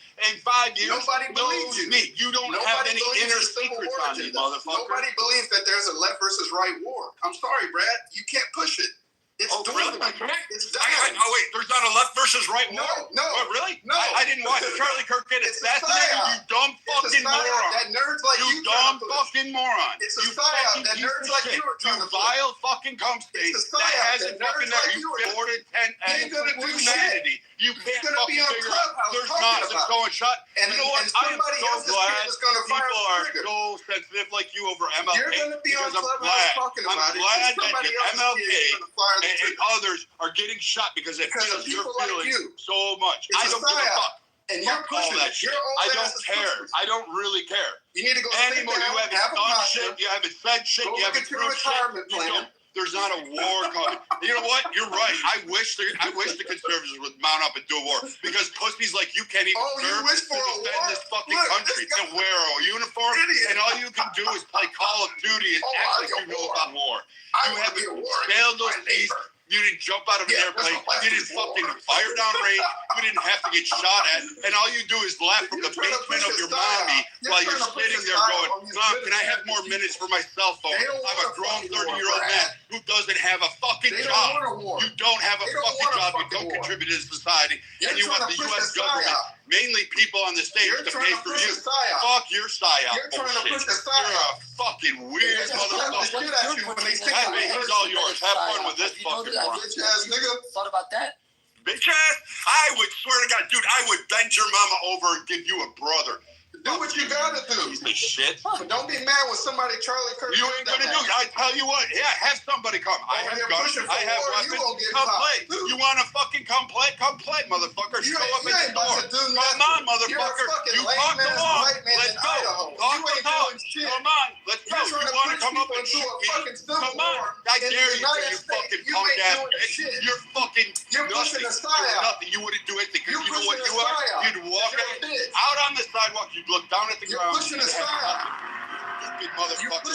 You would look down at me. You would bend your knee. I'll have you lick my fucking toes, motherfucker. I'll put you to fucking work. I'll have you guarding my fucking backyard. I'll have you doing that shit. Brad, you need to knock up his mom and give him another brother, and you'll be his stepdaddy, and then you can ground him and take his fucking phone away. That's why. Motherfucker. Good God Almighty. Brad is another one of these motherfuckers pushing a psyop on the American people when we need to be what if you're pushing a psyop that is they're pushing a psyop on have you ever thought about that? Civil war. Perhaps people think you're pushing a psyop. Have you thought about that? They're pushing a fake civil war on your kids so they can pull the trigger. Yeah, I didn't go out and shoot Benjamin fucking Crump, did I? Or fucking Farrakhan or any of them motherfuckers, did I? But no, your side fucking decided to come shoot fucking Charlie Kirk. Just because you're on that shit. And then you want to go healing. Fuck your healing shit. You know what? You got pissed off when what was it? Carmelo Anthony was fucking stabbing Just because your old ass is bored, you're pushing us. My old ass still can whoop the fucking black up. We won't let you do it. Who's we? You ain't got nobody. We won't let you do it. Anybody. Left and right. There's nobody standing. We won't let you do it. You aren't that tough, dude. Nobody wants to Cash Patel is being questioned right now. Cash Patel does come and get you. I hope he does. I hope he does round you up. I want fucking broken windows implemented. I want stop and frisk. I want stop and beatings to actually start. John Stewart didn't let Ben Shapiro do it. You know what? Stop and beatings sound great. I want to do that. I want to see people like you stop beating. I want Rodney King to look like a fucking Hallmark movie. We're not going to let you do it. We're not going to let you do it, right? And left. Who's we? Who's we? The American people. We're going to stop you from pushing a psyop on these kids. We're not going to let you do it. But Othello, you're pushing a psyop of anti-Semitism on them too, don't you think? No, I'm not pushing a psyop of anti-Semitism. But China just said today that America and Israel betrayed the world. Wait, this dipshit is getting his news from China, and he's going to swallow that. We're being like the fucking pile of cum from his fucking grandfather. We're not going to let him do it. Holy shit, this guy will deep throat anything out of Xi Jinping's fucking little ape. You sniff the whole fart boundary all the way up. Are you all the way in that? Are you all the way in that? You're taking China's information? Are you a fucking moron? Yeah, you guys are too dumb. You guys are focused on the pawns. You are too fucking stupid. I definitely want to follow China. Right war. That's what I want to. Part of the problem is you leftists are too fucking up there in the ass of fucking China, burying your face down in it to actually call your head out. So the day I listen to fucking China, for you little twat waffles, I'm going to fucking. No, I don't care. I want to see that. I want to see that shit. I really want to see that shit. I don't give a flying fuck. We won't let you do listening to China. China told me the Jews are bad. That's your fucking We won't let you do it. It's not about Jews, baby. Fucking idiot. You can't do that. You are improving to the state. You are too dumb to actually have a conversation. Not about shit. You are too fucking ignorant. You're the reason why we have to sit there and have to deal with fucking stupid shit like Israeli-Palestine. Meanwhile, you have no problem killing Charlie Kirk. His source is the South China Post. I mean, isn't that... He's a fucking idiot. Charlie Kirk was a pawn.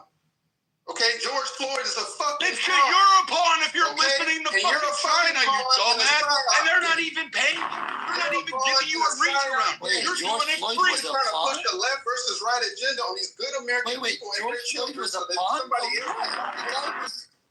How was George Floyd a pawn? And you're un-American for that. We're not going to let you do it. The guy was a predicate felon, bro. We're not going to let you do it. They want us to fight each other right now. That's the whole psyop. I want to fight you because you're fucking retarded and coming up to fucking China because you're getting your information, whatever BBC that China has rolling in your ass, and you're fucking spitting out fucking cum because you're like, yes, daddy, China, give me some more. I want some extra jumper that comes from your guy over there. You're sitting there going, I need that in my life. You are sitting there going, believe me, that I gotta believe fucking China. Fuck China. Fuck that. You sounded like an agent with an agenda.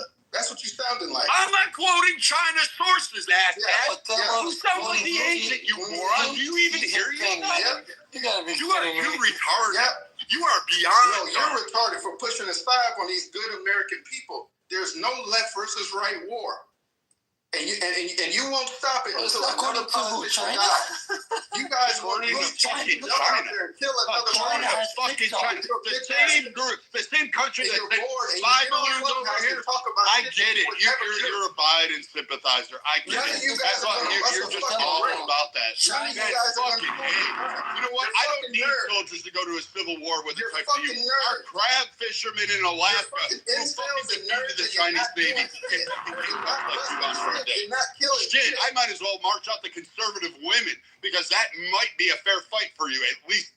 They know fucking beat the shit out of you. None of that shit. Nobody's listening to you because you're You're not killing shit. Nobody. I don't fucking know. China. America should be healing. You know what's funny about Atilo's statement is that at this time right now, when emotions are in commotion, right? A Chinese-owned social media company like TikTok is shutting down anyone with right-leaning views just so that it can make them feel like they're being,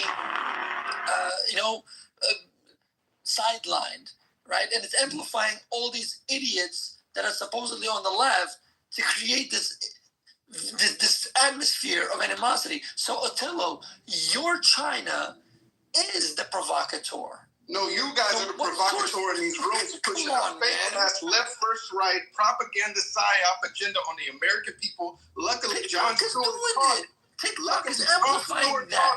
Ben Shapiro tried to do it. But TikTok is amplifying that by banning people who defend Charlie Kirk. I'm proud of America. I'm proud of us for catching that against Charlie Kirk.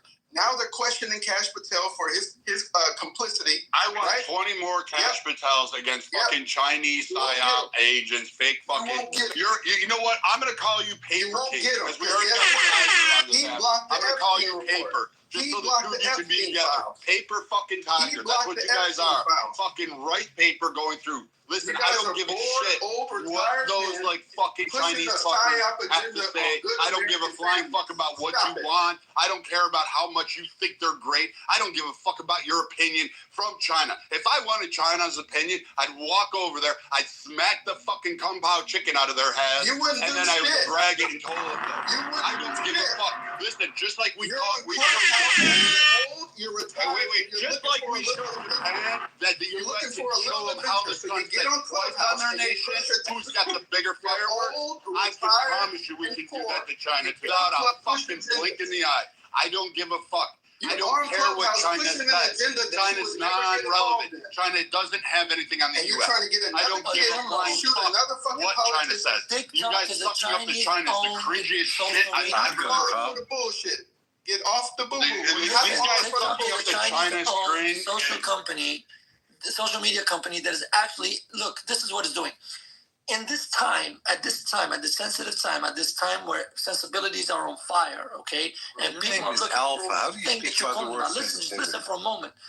The social media company of TikTok owned by China is banning accounts and suppressing accounts that are trying to be on Charlie Kirk's side while amplifying the lunatics who are celebrating his death. Now, you tell me, is that conducive to the current atmosphere in the United States? Look, Elsa is not that bad. It's Othello that like is quoting China, and then he's wanting us to listen to fucking China. This fucking moron who's never done a thing in his life who's still living in mama's basement. Retired pedophile on Clubhouse pushing a left versus right war among Americans. That is so un-American. It's so TikTok is doing, though. Come on, bro. Period. That's what TikTok is doing, though. That's what I'm telling you. But anyway, they have a military person who's overseeing Cash Patel. Cash Patel's being questioned right now by our Senate. Right. And they have a guy that works at, there's a white guy in the military, works at the Pentagon, high-ranking person, and technically is the head of the FBI. Because Cash Patel blowed to profile a white guy who killed Kirk, because no black person really had that much vindication for him. No, this guy's going to tell you that you have to listen to China. Every time you open your mouth, I'm going to put we know you're trying to deflect the room, but nobody fucking cuckold that wants China. Nobody hey, you want America there. You want to sell it off to that shit. Called you out. You didn't call me out. Nobody. Listen, dude. Nobody here called me out for shit. You can't. You don't have me. My agenda is not to fucking sell me to fucking China, nor my kids. Nor allow fucking idiots to believe China doesn't have nefarious means. You can't even name a fucking city in China, but you're going to quote their news. You can't even find fucking the capital of China on a map, and you're going to tell me I need to listen to them. You don't know anything about their economic policies. You don't know anything about their military construct. You have no idea about their base. You have nothing. But you want me to listen to China because you think you have some mysticism because China tells you how great it is to live there. Let me tell you how great it is to live in China. They fucking sealed people up in the rooms to die and their homes while they had COVID. They tortured people. They killed millions of people when they came into power. And the right. But you don't have a fucking clue. You are too retarded to actually listen. You know what? You need to go quote Pol Pot. You would have a better chance with Pol Pot and Lenin. You would have had a better shot with any of them. But you can't even fucking do that. You went to China. You simple fucking cuckold. I can't believe it. I can't believe that there's this moron. Pepe, it's your room, but you can have the Chinese fuck up here. You and his like little fucking rhetoric all day long. We're not gonna let you push that agenda. I'm sorry. You know what? I want everybody to lock up and put into fucking internment camps. We're not going to let you push that agenda. Anybody who sits for China at a great limit, I think we need to open up internment camps and lock them up. We're not going to let you push that agenda on the good American TTR. Oh shit, that's me? Yep. Albino, alopecia. Oh shit, where's his chest though? Wait, did you guys know that Ludwig has albinism and alopecia? What in the world's going on here? Is talking about Ludwig. Your mom. Yeah, no, I'm not even joking. Your mom is Ludwig. I've seen your real picture. You have albinism. You have albinism, and you have alopecia, which is fucking wild. You're literally powder. And still, your mom is there. Now the real psyop began, like right now with the albinism stuff. The best thing to come out of this death is the Charlie Kirk Act. Why? Because the Charlie Kirk Act is going to hold people like Brad and people that are pushing this left versus right agenda responsible for any more deaths. Check it out. It's called the Charlie Kirk Act. Anybody pushing this propaganda on good American people, trying to get our kids involved, trying to radicalize our kids to go shoot another politician, slap the shit out of them when you see them. America needs to heal right now. Wait, how do you stop violence by going to slap the shit out of them? Yo, come on, man. Anybody pushing that propaganda, slap, and then Charlie Kirk. Here's what you do. Anybody who quotes China and tries to do this, you run them over with a car. You fucking accidental fucking backing them up in a parking lot. You know what? It won't even be a hate crime at this point. I'm fine with it. I mean, Othello, you keep on saying that this is like somehow it's not right versus left. Okay, all you've been seeing are a bunch of. Well, first of all, you have this faggot that ended up.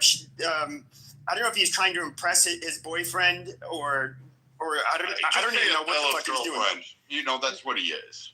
And so, like, he ended up shooting him because, you know, he was a lefty that hated his views. And then we've seen all of the American lefties, not Chinese people, sit here and, you know, celebrate his death. These are real Americans that had real American jobs, and so they got fired in America. I mean, this is left versus right. For whatever reason, you think that it's like it's not real. Right. This is stupid. Fight between the right wing. It's right on right. No, it's not. Yes, it is. You're really These were lefties you're really slipping, Pepe. that were celebrating his death, and like I like what do you think it's actually about? It's right versus white. I mean that is stupid. It's right versus the right wing. Pepe, you're letting these blacks get away with way too much. It's between the Nick Fuentes of the world, and it's between the Charlie. Had nothing to do with Nick Fuentes. Yes, it is. Fucking idiots. This is an infight in the right wing. I told you this. I told No, you he it was does a fucking have idiot. a lot to do with Fuentes. You listen to some of Candace tapes when it comes Listen to to Charlie. the fucking idiot Just last night. I mean, we know that I know and I've known for years the Groypers and Turning Point USA have been publicly feuding with each other. That's actually how the Groypers really made a name for themselves, is trolling Charlie Kirk on his campus tours. And you know, it was pretty outrageous. He didn't know this stuff. He doesn't know those. But you know those what areas. He's quoting fucking China. He's quoting Chinese sources. He's quoting TikTok University. I'm connecting all the Journal of TikTok together because I actually research and I study. And No. You have Chinese Pooh Bear dick in your butthole, and so you need to cleanse those chocolate cheeks and get that Pooh Bear dick out of your butt. We can use that as hominy to deflect from the actual subject matter, but it's not going to. That was not ad hominem. That was factually accurate. This is what we do. Hold on. You know what I really found funny? You look like powder. Shut the fuck up. Maybe I'm next. Look, Andrew Tate, you are not a debater, okay? And nobody's after you, Andrew Tate. The only people after you are those women from Romania. Wait, why are we talking about Andrew Tate? Andrew Tate don't have shit to do with what the fuck is going on right now. Come on, bro, stop it, man. Andrew Tate coming out saying, maybe I'm next. Man, shut up, bro. We're not that important. Shut up. Oh, well, that's a little off the beaten path, but he already was next. For, you know, basically freedom of speech when they got house arrest in Romania. No, that was for sex trafficking. Yeah, the sex trafficking. No, that was sex trafficking. He's never been charged, let alone being. No, he's been charged. You mean? But they make up shit with you when you do have freedom of speech. Oh my God, the biggest conspiratorial person on here. And keep in mind, please, anything that you don't agree with is conspiratorial. That's because they hide. My truth is my truth. No, you're huge. You're huge into conspiracy theories, Connie. Yeah, well, you're not my man, so I'm not gonna sign. You know what I found funny though, Othello? Like, you're not consistent, man. You cannot come and tell me that China is somehow caring about the state of the world, especially what's happening in Israel or what's happening in America. Do you know why? Because, like I said, TikTok is the one right now perpetuating what you are talking against.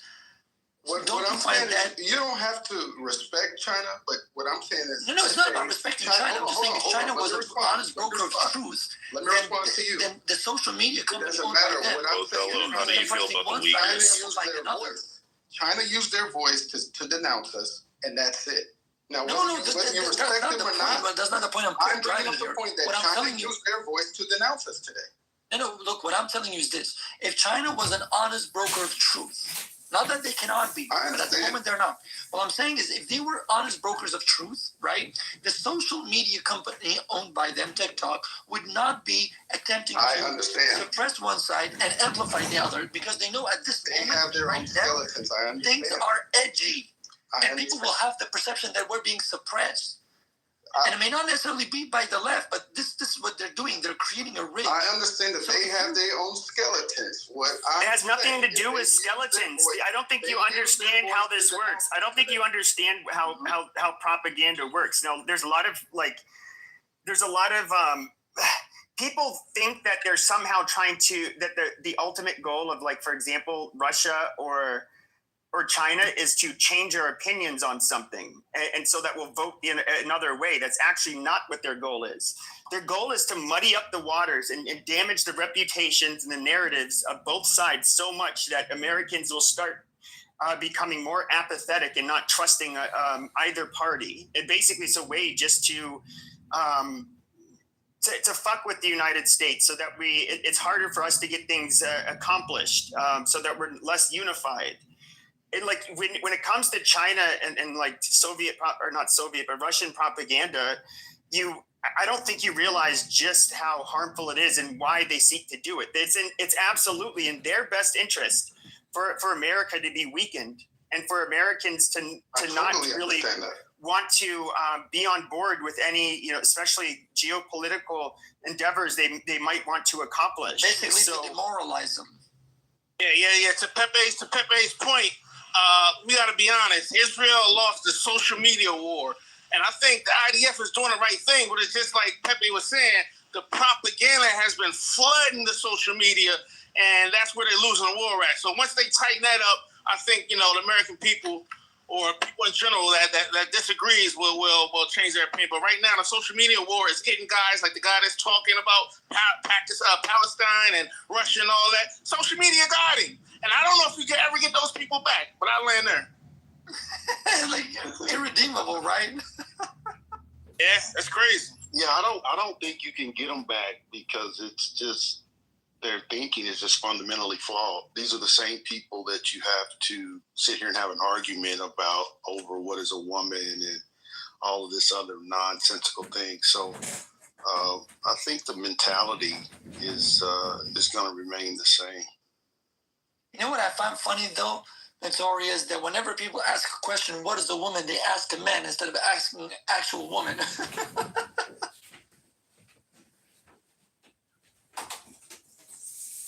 No, have you guys noticed though? They never ask most of female those what is a woman. Trying to pretend to be women, so you're asking them what the fuck is a woman, because clearly under my circumstance I couldn't call a fellow a woman, but I mean he wants to identify as one, a Chinese woman to be precise. So I'm like, what the fuck? Like, has the definition changed? I need to figure this out. Why would I ask Hani? Because she's been a woman all her life.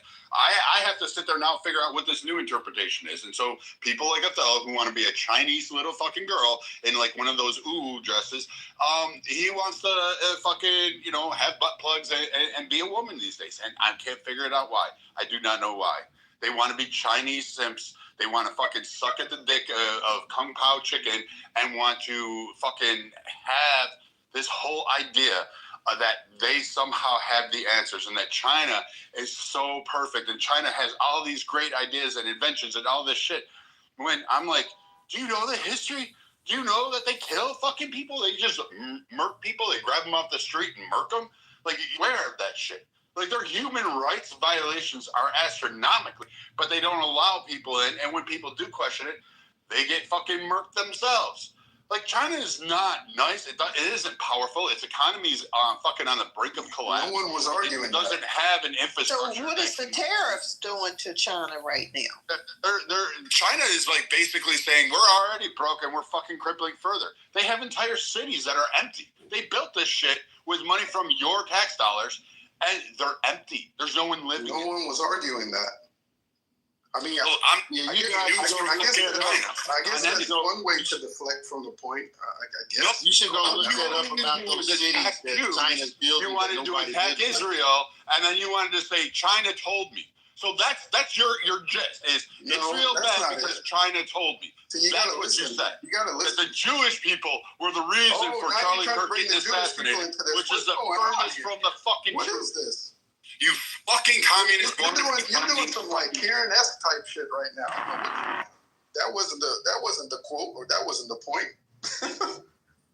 I'm saying China. I was just saying China used their voice to say that America and Israel betrayed the world, and further, Netanyahu is making us complicit in his crime.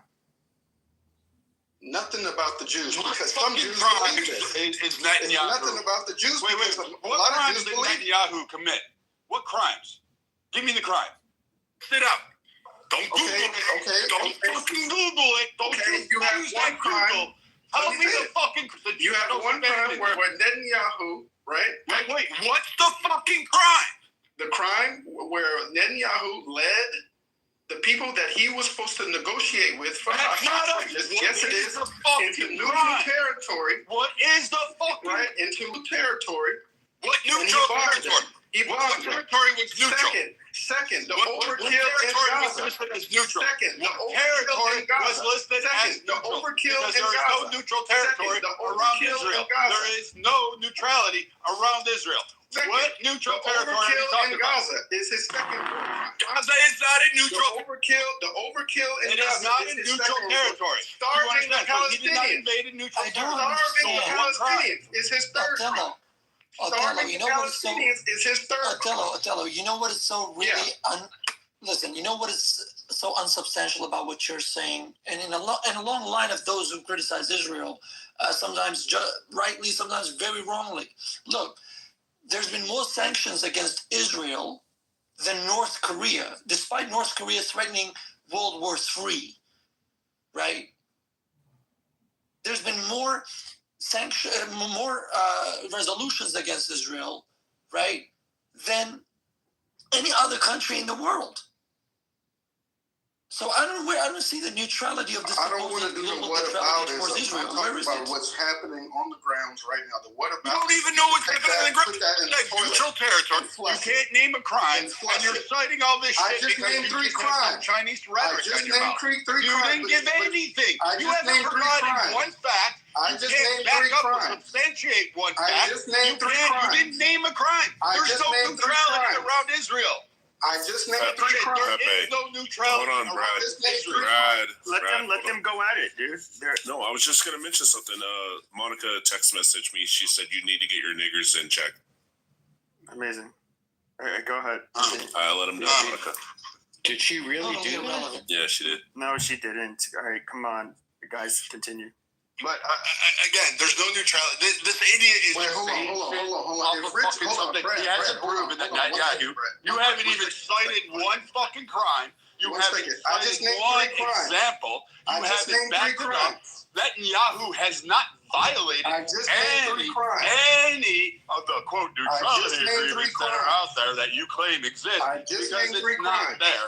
All you want to do I is blame just named three Jewish crimes. people. That's what you is. That's what you have. You're like, I want to stand with pro-Hamas fucking cocksuckers that want to You were fucking just murder anti-Semitic people, last want to rape week. American citizens. Brad, you are you that were Chinese just cunt, 'cause I hate to anti-Semitic tell you last this. week. What On happened? October 7th, there were Americans that were raped, tortured, kidnapped. You were just and you know what? anti-Semitic last For nothing week, more than Brad. going to a music fucking Wait, am I the only person and that heard act like Brad's you want to anti-Semitic support the rant? side that fucking You were raped just Americans. anti-Semitic rant Fuck last you. week. Fuck your We shit. don't trust Fuck your you. little wannabe We ass. can't trust Go the you. fuck home. Brad, Get we the fuck can't out of my trust you. country. You were just Go to whatever anti-Semitic mud hut last you week. want to sit for and go No, die there he so was we just put a warhead anti-Semitic last on week. your What forehead. happened? Did Get he the get fuck blessed out from of around here. by I Hashem? don't give a fuck. You Did fucking he- are did he have against some Americans. grand awakening? You're okay with rape, torture, Did he have some kidnapping, grand and murder awakening? of Americans. You were support the just fucking group anti-Semitic that last did week. that shit. That's Can we what go you one are. at a You time? fucking cock monkey piece of shit. Brad, you were just anti-Semitic last week. Now you're anti-black. No one has What's ever going heard on? me be anti-Semitic. What's going on? No one has ever heard me. Fuck you. You were, Fuck that you were horse. anti-Semitic Fuck and you everything did you the said. same rant against the Jew, and you said I all never that gave you a rant anti-Semitic. against the Jews. Yes, you did last week in my Give friends me the room. fucking audio clip. Because I So- can promise so you in look, 5 you're years, anti-Semitic. I have Listen, never said anything anti-black. anti-Semitic Brad has about never Jewish been people. I don't give anti-Semitic. a fuck. We don't know who the Connie has. Brad Brad has has not. never been anti-Semitic. He was I last week. Yeah, have. Connie has. We were all I in the can't be because I have a heritage of Ashkenazi either. So I Yes, you don't. can. I don't. He was want to anti-Semitic remind in me my of friend's myself. room just last week. Okay? He was doing the same shit where he goes off on anybody that has a different opinion than him. Critiquing Israel or critiquing someone who comes in and gives a lie about Israel, something else, and pushing back saying, hey, no, we are perfect angels. We do all this shit. That's not fucking being anti-Semitic, what did you say? fucking twat What did you waffle. say? That is not. What did What you I say? said was when that idiot came up there and said, we're not killing people. We're doing the most righteous and religious and moral war without the least amount of carnage or damage. And I said, That's bullshit because I can pull up the videos of missiles attacking. You can critique Israel's stance. You can critique the politics of Israel. Fuck the country before October 7th was marching in the goddamn streets. I can go ahead and do that. But what I don't do is sit there and condemn a whole group of people. And I sure as shit don't sit there and side with the people that fucking raped, tortured, and murdered American fucking citizens at a music festival and then say, oh, Israel's the problem. Israel's the problem. No, you're the fucking problem. We literally doing the same thing. You're the fucking We're problem. literally doing the same thing. You being the fucking problem. We're literally you doing the need same to have thing. your head We're fucking literally beaten doing in. the same I thing. want this. I want BLM. I want WLF. You just I want American American lives fucking matter. You piece of shit. You vile, disgusting human being. When you figure out your priorities, then you can come talk to me. You're doing the same Until thing, then, Bradley. you stay in your fucking Bradley, ratchet you're doing the Palestinian same thing. fucking Hamas You're doing the fucking same camel thing, talk, Bradley. whatever fucking bullshit You're doing you the want same to do. thing. I don't give a fuck. I'm doing. I stand in between you and the fucking people everywhere. Has fucking shit. We're doing the same thing, stupid fucking idiot. Go back and pretend that you're a fucking Chinese girl. Make your little voices on TV and go back to doing your fucking OnlyFans for fucking gay Chinese men. That's what you need to do. You fucking piece of shit faggots. Why the change? You were anti-Semitic just last week. You went on your whole rant against the Jews just last week in my friend's room. Oh, what changed? Did you have some grand realization by Hashem? What happened? But that had to be bipolar because I've been watching Brad and I've never seen him act like that. I don't care what it is. He's making shit up. And he's coming to quote a story about Israeli politics and being anti-Semitism. Brad, are we not familiar with each other from Yeah, we've known each other 5 fucking years. Like this is a whole thing. Even the Jewish community on fucking Clubhouse. So this little twat who wants this. That's what I'm saying. Y'all said all the rooms are recorded, right? Community on Clubhouse. You guys said all the rooms are recorded? Yeah. Okay. Go get the recording. Oh, yes, sir. I'm gonna hold a fucking massive room. And we're going to analyze. First off, the 2 people that came to your room we're going to analyze I got there is proof that you can't hold a massive room. You better, John Kitover doesn't have the But the thing about it is, you better hope. But the thing about it is, I'm Ashkenazi descent, and I know about more rooms than you do, and you don't got nothing on Brad. Listen, honey, you wasn't in the room when I heard it, okay? Okay, girlfriend. Why you sound so gay, Othello? Go ahead and do this for entertainment. Akima, did you hear that too? Do this for entertainment. It was my friend's room, and you were not in there, honey. I was in there. Other Jews were in there, and other people were in there, and we all heard his anti-Semitic. Bring one of the Jews here, then. Bring one of those. He's off the rails. Go ahead. Bring him in. He can't control himself. Look how he tried to twist my. Brad, I'll be the determining factor here. Go ahead and tell me what you said. Very simple. I believe someone came up and said Israel is doing a perfect, war. It's the most moral, the same fucking bullshit, optic-wise rhetoric that you've heard on Clubhouse from pro-Israel. I personally say they should just go in and fucking carpet bomb the entire area. I don't give a fuck. Kill grandma, kill fucking whatever. I don't give a fuck. First, they attacked and killed Americans. I've always said that. I don't give a fuck about the people of Gaza. I really don't. I don't care. I don't care about human rights. I don't give a fuck. War is war. But you can tell the twat waffles who have never wore a uniform, which is not anti-Semitic. So, you can only be anti-Semitic against Jews. That was so. And here's my point. Anti-Semitism just means the hatred of Jews. But for people of Israel or pro-Israel to come up here and say we are doing the most moral. War is fucking war. I am not giving you like an A in the moral category because I can watch Gaza too. Yeah, you can fucking drop bombs. You're killing civilians. That happens in wars. Brad, answer this question. Spare this shit. And again, so I can critique it. Israel has a problem with its civil rights. It's going to have a realization and a culture clash in regards to that. It also needs justice reform, which is why half the country was protesting. Yeah, every Jew on earth agrees with that. Yeah, so I'm confused. Brad, you didn't tell that Jewish guy this is why everyone hates you. In my friend's room? It's not anti-Semitic. Oh, okay, that's fine. Did you say it, Brad? That's why people get pissed off at Jewish people. Yes, because they come in there with that when that guy was going. Oh yeah, we're super arrogant and condescending. Why everyone hates you? I mean, it's because we're superior. Anti-Semitic dipshit. Oh, I'm just asking. Did you say it? Yeah, probably. Yeah. Yeah, that's not anti-Semitic. It's not anti-Semitic to do that. We get down to there's more stuff, but I've established. Yeah, Othello, we are arrogant and condescending to you people because we're better than you, Othello. I've established.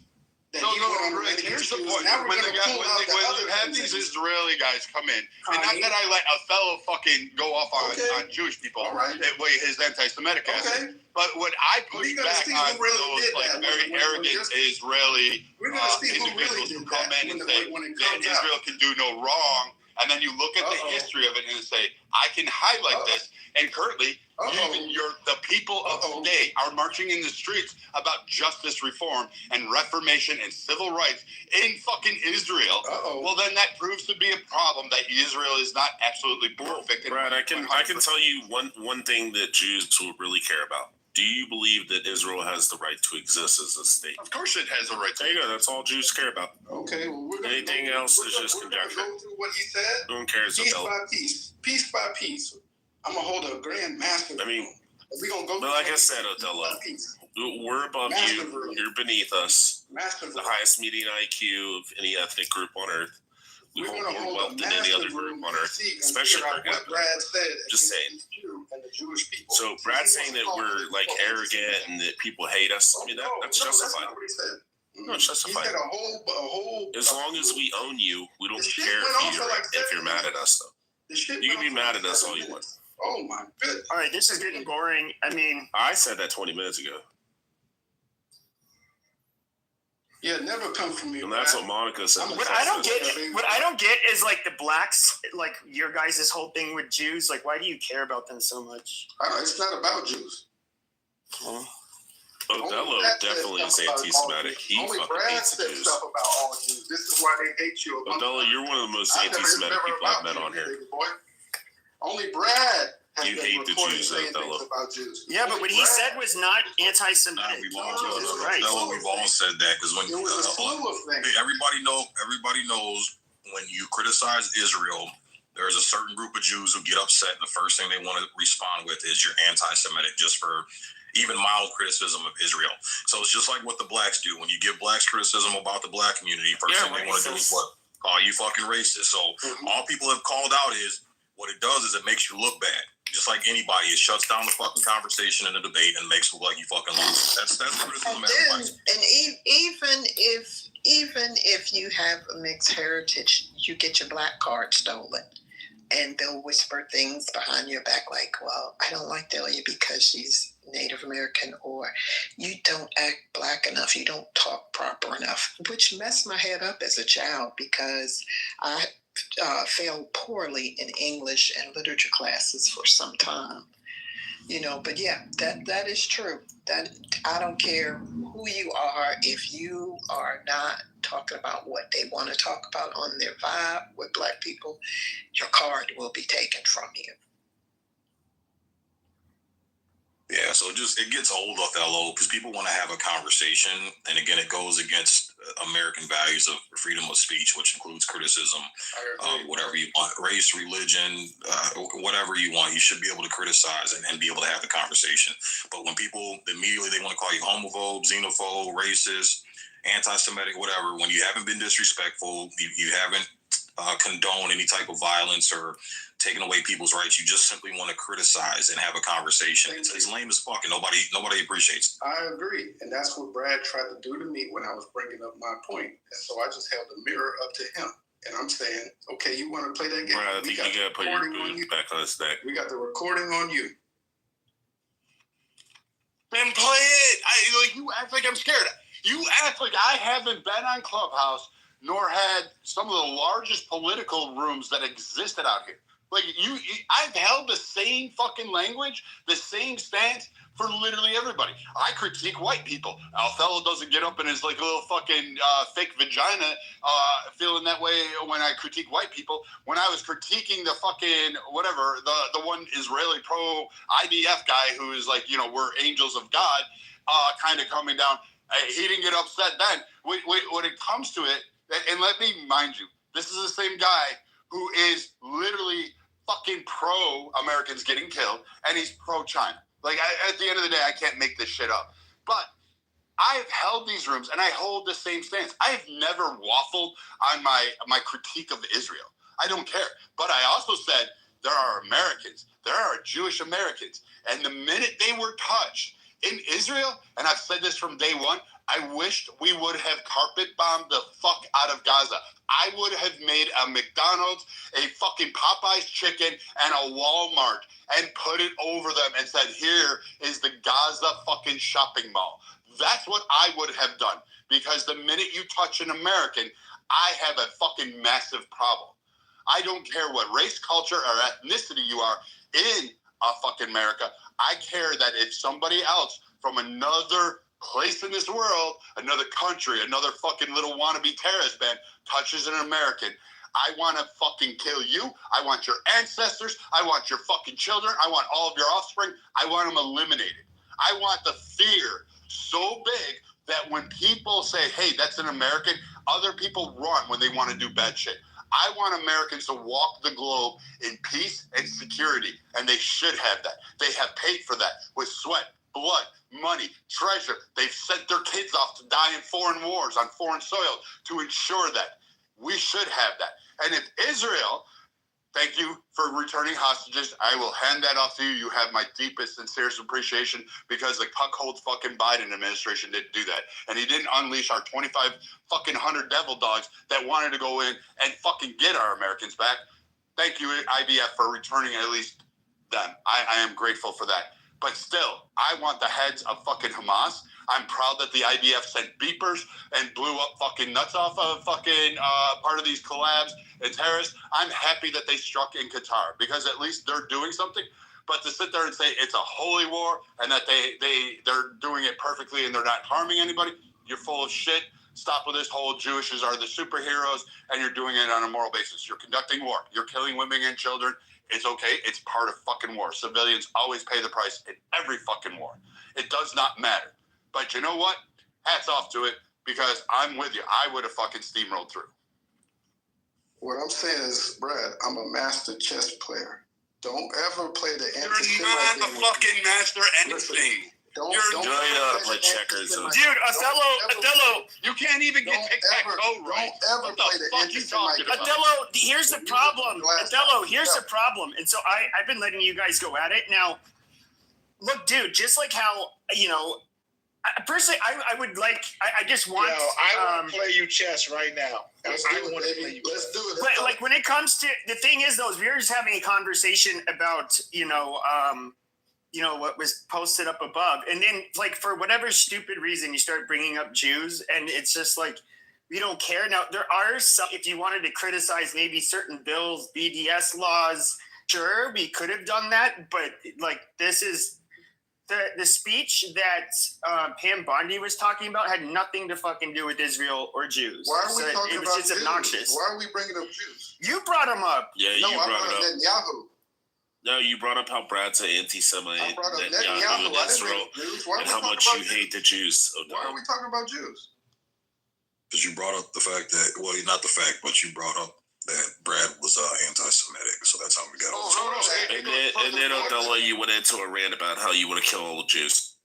He said that China told him about America and Israel, and then he wanted to go off on Israel's policies. Look at Stig sitting in the back. And again, the gay laugh really. Everybody in the audience remember what I just said and spread the word far and wide. Shit, if you can make baseless claims against Brad, why are you gonna get mad when someone does the same? It's not baseless. It's not baseless. Oh, you haven't provided any evidence, so okay.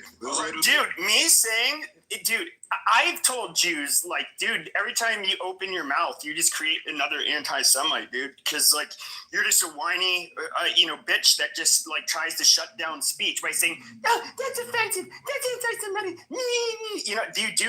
You get some Jews that are, like, really fucking whiny. And we do feel that way about really the French after meeting Pepe, though. I don't feel that way. Wait, did you say they were the French Jews? I don't feel that way. They have a right to speak out against people. If Richard said they were the French Jews, I'm going to give you that one because that one might be true. Just because I want to deflect I think Pepe is. Stop it. I'm not Jewish. You know your DNA? My brothers have. There's like literally 0%. Only goes back 6 generations. Well, I don't know what to say. No, you do. You just act Jewish. That's all. Amazing. But I do think you talk about you're more Jews bitchy than too no. much. I do think he talks. I agree with Cleto.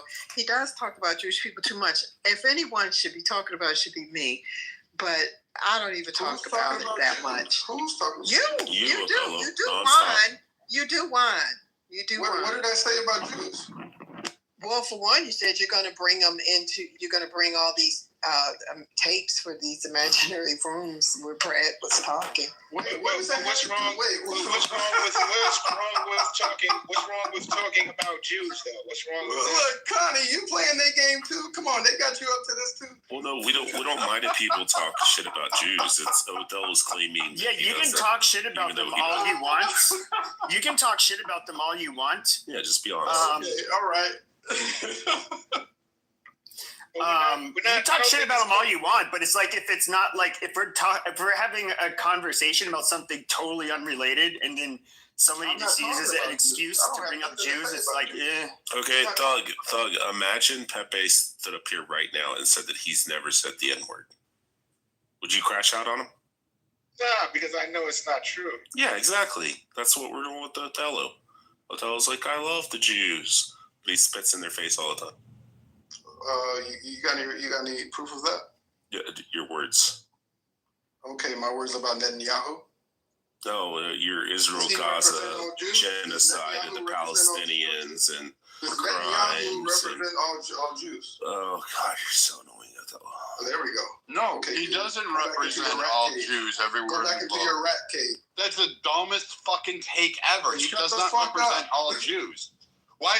If he did, why was half of the country protesting? Exactly. You dumb motherfucker. Ooh, you hit it right on the nail, Brad.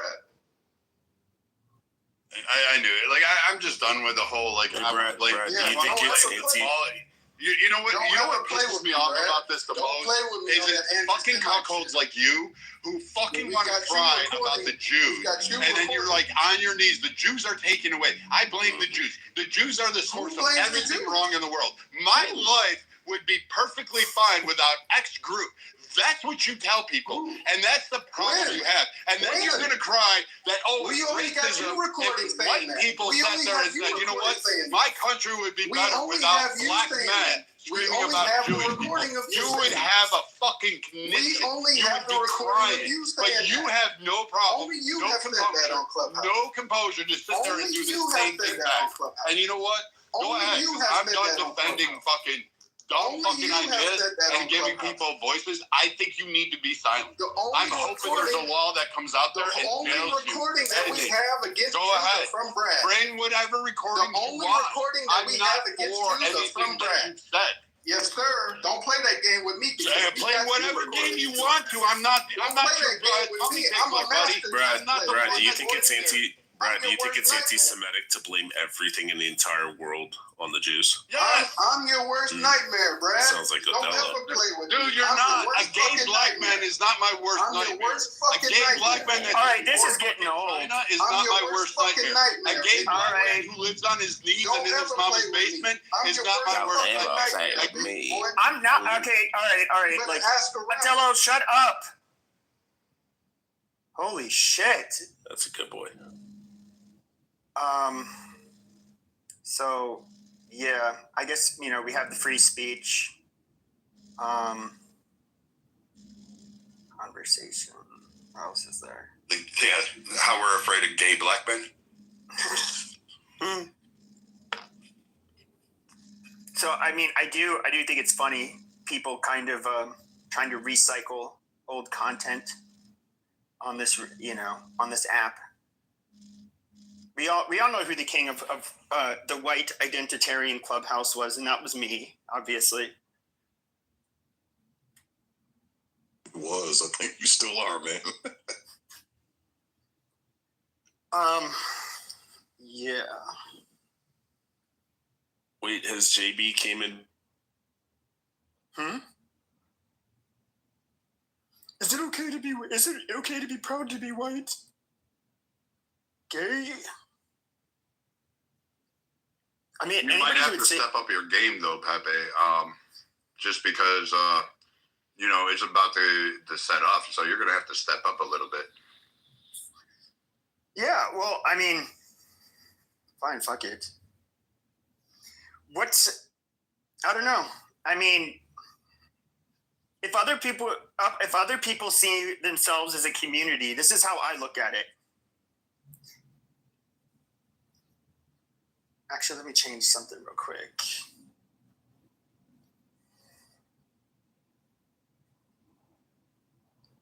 Ooh, Abby's here. Bring Abby up.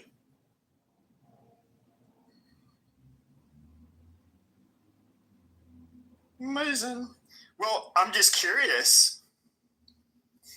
Oh, she's in a press conference.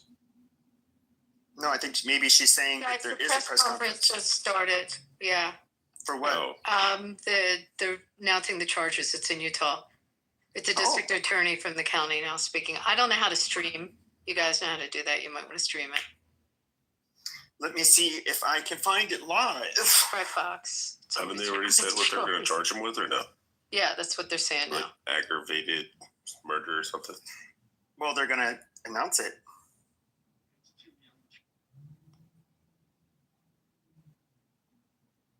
Oh, while we're waiting on that, Abby, have you ever heard anything that Othello said that can be considered anti-Semitic? It's like every second sentence. The Jew hatred should be his middle name. All right, guys, I'm going back to the press conference. You just got drunk by Abby. Let me see if I can stream the press conference.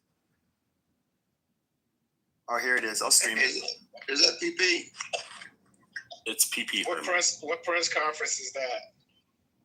The one. The one about they're going to announce the charges. County DA.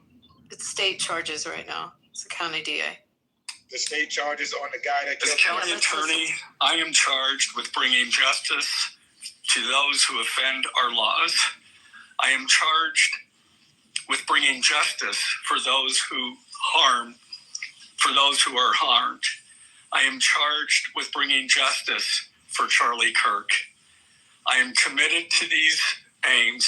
I take this responsibility seriously. Today, after reviewing the evidence that law enforcement has collected thus far, I am filing a criminal information charging Tyler James Robinson, age 22, with the following crimes. Count 1, aggravated murder, a capital offense for intentionally or knowingly causing the death of Charlie Kirk under circumstances that created a great risk of death to others. Count 2, felony discharge of a firearm causing serious bodily injury, a first-degree felony. The state is further alleging aggravating factors on counts 1 and 2 because the defendant is believed to have targeted Charlie Kirk based on Charlie Kirk's political expression and did so knowing that children were present and would witness the homicide. The state is also charging defendant with count 3, obstruction of justice, a second-degree felony for moving and concealing the rifle used in the shooting. Count 4, obstruction of justice, a second-degree felony for disposing the clothing he wore during the shooting. Count 5, witness tampering, a third-degree felony for directing his roommate to delete his incriminating texts. Count 6, witness tampering, a third-degree felony for directing his roommate to stay silent if police questioned him. And count 7, commission of a violent offense in the presence of a child, a Class A misdemeanor, for committing homicide, knowing that children were present and may have seen or heard the murder, and did so based on Charlie Kirk's political expression. Also, following the press conference, I am filing a notice of intent to seek the death penalty. I do not take this decision lightly, and it is a decision I have made independently as county attorney, based solely on the available evidence and circumstances and nature of the crime. Because we are seeking the death penalty, the defendant will continue to be held without bail in the Utah County Jail. Turning to the 10-page information, these are the allegations. On September 10th, 2025, at approximately 12:23 p.m., Charlie Kirk was shot and killed while speaking to a large crowd on the campus of Utah Valley University in Orem, Utah. Police found the suspected murder weapon, a bolt-action .30-06 rifle, nearby. Over the next approximately 33 hours, police conducted a manhunt for the shooter until the evening of September 11th, 2025, when Tyler James Robinson surrendered to police at the Washington County Sheriff's Office. DNA consistent with Robinson was found on the rifle's trigger. After shooting Mr. Kirk, Robinson hid the gun, discarded the clothing he wore when he fired the rifle, and told his roommate to delete incriminating text messages and not talk to police. Children were present at the time of the shooting. The shooting. Turning Point USA, a nonprofit organization founded in 2012 by Charlie Kirk, organized a public outdoor event to be held at noon on September 10th, 2025 at UVU. The event was the first in a series of similar events to be held at college campuses nationwide. Mr. Kirk is a well-known conservative activist, famous for these type of events where he discusses various political issues and debates with audience members. His events and comments have garnered a significant number of supporters and drawn the ire of many who disagree with his political views. The event at UVU was announced far in advance and garnered significant publicity and interest. Consequently, several hundred people attended. Mr. Kirk was interacting with the crowd before the event officially got underway. Then, at approximately noon, Mr. Kirk seated himself under a portable canopy behind a table and microphone. He began speaking to the crowd and fielding questions from attendees, a format Mr. Kirk commonly used at his events. Mr. Kirk allowed his questioners to approach a microphone positioned directly in front of him. Mr. Kirk's team members were very close to him on his right and left, as well as some behind his canopy and others at various close locations near him.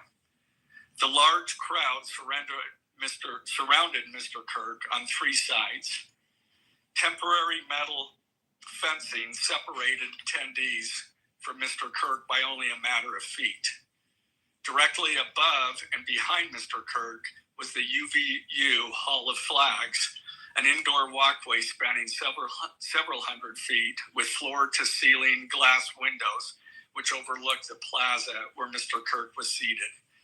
People were in the walkway at the time of the shooting. Approximately 15 minutes into the event, Mr. Kirk was answering a question about mass shootings by transgender individuals when a gunshot rang out. The bullet struck Mr. Kirk in the neck. He slumped to the ground almost immediately. The bullet's trajectory passed closely to several other individuals beside Mr. Kirk, including the questioner who was standing directly in front of Mr. Kirk. Children were visible near Mr. Kirk's stage when he was shot. Mr. Kirk was rushed to a nearby hospital where he was declared deceased. The medical examiner's report is still pending. So UVU surveillance. So at the moment of the shot, a UVU police officer was watching the crowd from an elevated vantage point. As soon as he heard the shot, he began to scan the area for threats. Believing the shot came from a rifle because of its sound, he looked for potential sniper positions.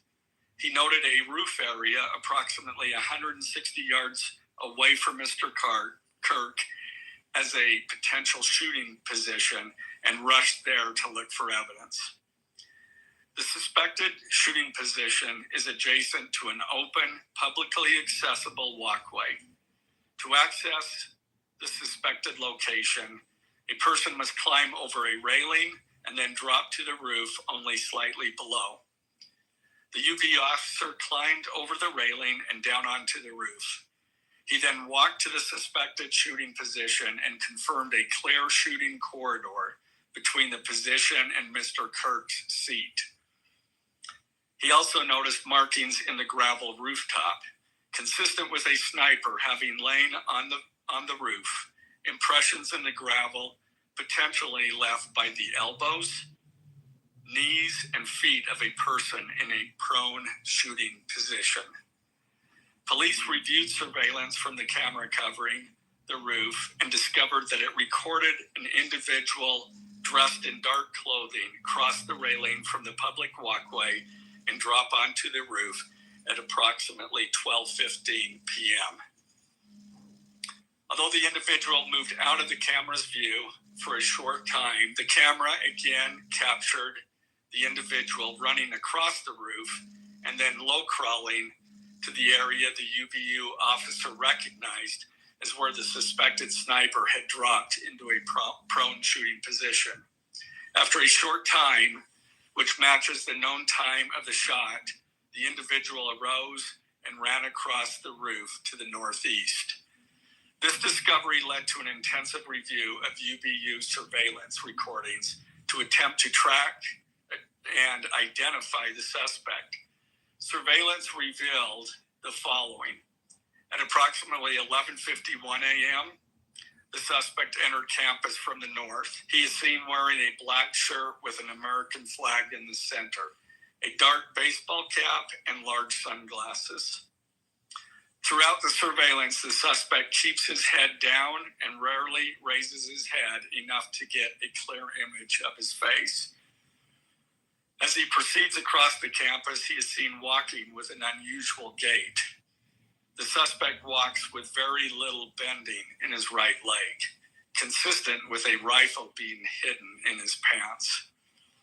This unusual gait continues until the suspect is seen crossing the railway off the open walkway and onto the roof, where he leaves the camera's view.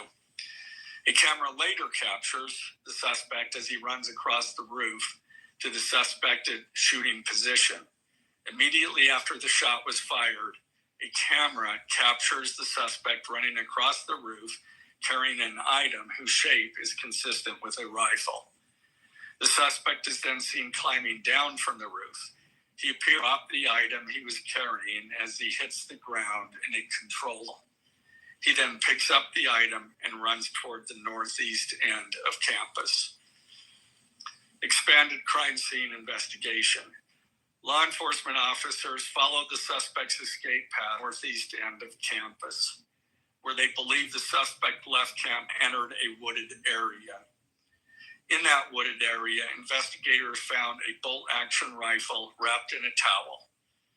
The rifle contained one spent round and 3 unspent rounds. This is consistent with the facts officers observed at the time of and immediately after the shootings. No shell casings were found on the roof, suggesting a bolt action rather than auto-loading weapon, and only a single round was fired. Each round in the rifle contained an etched inscription as follows. The fired cartridge was etched, "No Tice's bulge, OWO, what's this?" The second cartridge that was again not spent, the last three were not spent, were not fired. The second, "Hey Fascist," catch with arrow symbols. The third cartridge, "Oh Bella Ciao, Bella Ciao, Bella Ciao, Ciao Ciao." The fourth cartridge, "If you read this, you are gay, LMAO." The rifle, ammunition rounds, and towel were sent for forensic processing. DNA consistent with defendant was found on the trigger, other parts of the rifle, the fired cartridge casing, 2 of the 3 unfired cartridges, and the towel. Law enforcement was unable to immediately locate the shooter, so they published photos that are from the UVU surveillance cameras and asked for the public's help to identify him. Meanwhile, law enforcement continued to try to identify the shooter through other means. The Washington County investigation.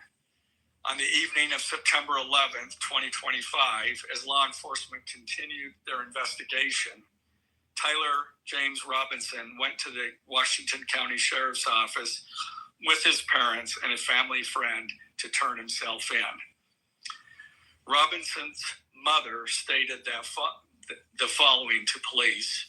On September 11th, 2025, the day after the shooting, Robinson's mother saw the photo of the shooter in the news and thought the shooter looked like her son.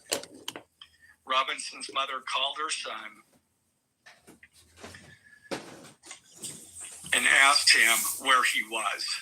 He said he was at home sick and that he had also been at homesick on September 10th. Robinson's mother expressed concern to her husband that the suspect shooter looked like Robinson. Robinson's father agreed. Robinson's mother explained that over the last year or so, Robinson had become more political and had started to lean more to the left, becoming more pro-gay and trans rights oriented. She stated that Robinson began to date his roommate, a biological male who was transitioning genders. This resulted in several discussions with family members, but especially between Robinson and his father, who have very different political views. In one conversation before the shooting, Robinson mentioned that Charlie Kirk would be holding an event at UVU, which Robinson said was a stupid venue for the event. Robinson accused Kirk of spreading hate. Robinson's father reported that when his wife showed him the surveillance image of the suspected shooter in the news, he agreed that it looked like their son. He also believed that the rifle that police suspected the shooter used matched a rifle that was given to his son as a gift. As a result, Robinson's father contacted his son and asked him to send a photo of the rifle. Robinson did not respond. However, Robinson's father spoke on the phone with Robinson. Robinson implied that he planned to take his own life. Robinson's parents were able to convince him to meet at their home. As they discussed the situation, Robinson implied that he was the shooter and stated that he couldn't go to jail and just wanted to end it.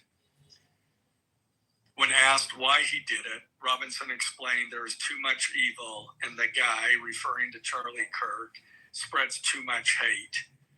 They talked about Robinson turning himself in and convinced Robinson to speak with a family friend who is a retired deputy sheriff.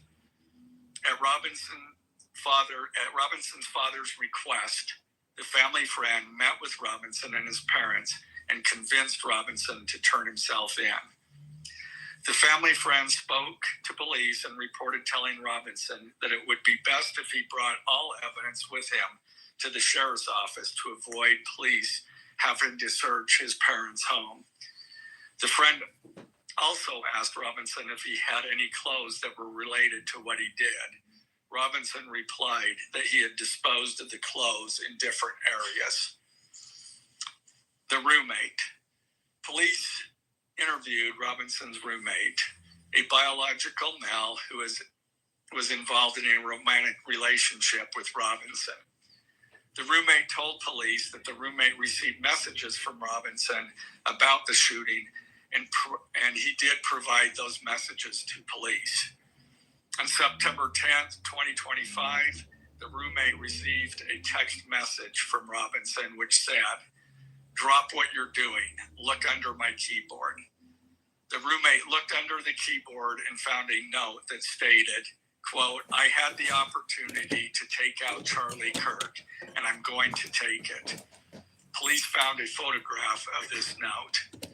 The following text exchange, then took place. After reading the note, the roommate responded, "What? You're joking, right?" Robinson, "I am still okay, my love, but I'm stuck in Orem for a little while longer yet. Shouldn't be long until I can come home, but I gotta grab my rifle still. To be honest, I had hoped to keep this secret till I died of old age. I am sorry to involve you." Roommate, "You weren't the one who did it, right?" Robinson, I am. I'm sorry." Roommate, "I thought they caught the person." Robinson, "No, they grabbed some crazy old dude, then interrogated someone in similar clothing. I had planned to grab my rifle from my drop point shortly after, but most of that side of town got locked down. It's quiet, almost enough to get out, but there's one vehicle lingering." Roommate, "Why?" Robinson, "Why did I do it?" Roommate, "Yeah." Robinson, "I had enough of his hatred. Some hate can't be negotiated out. If I am able to grab my rifle unseen, I will have left no evidence. Going to attempt to retrieve it again.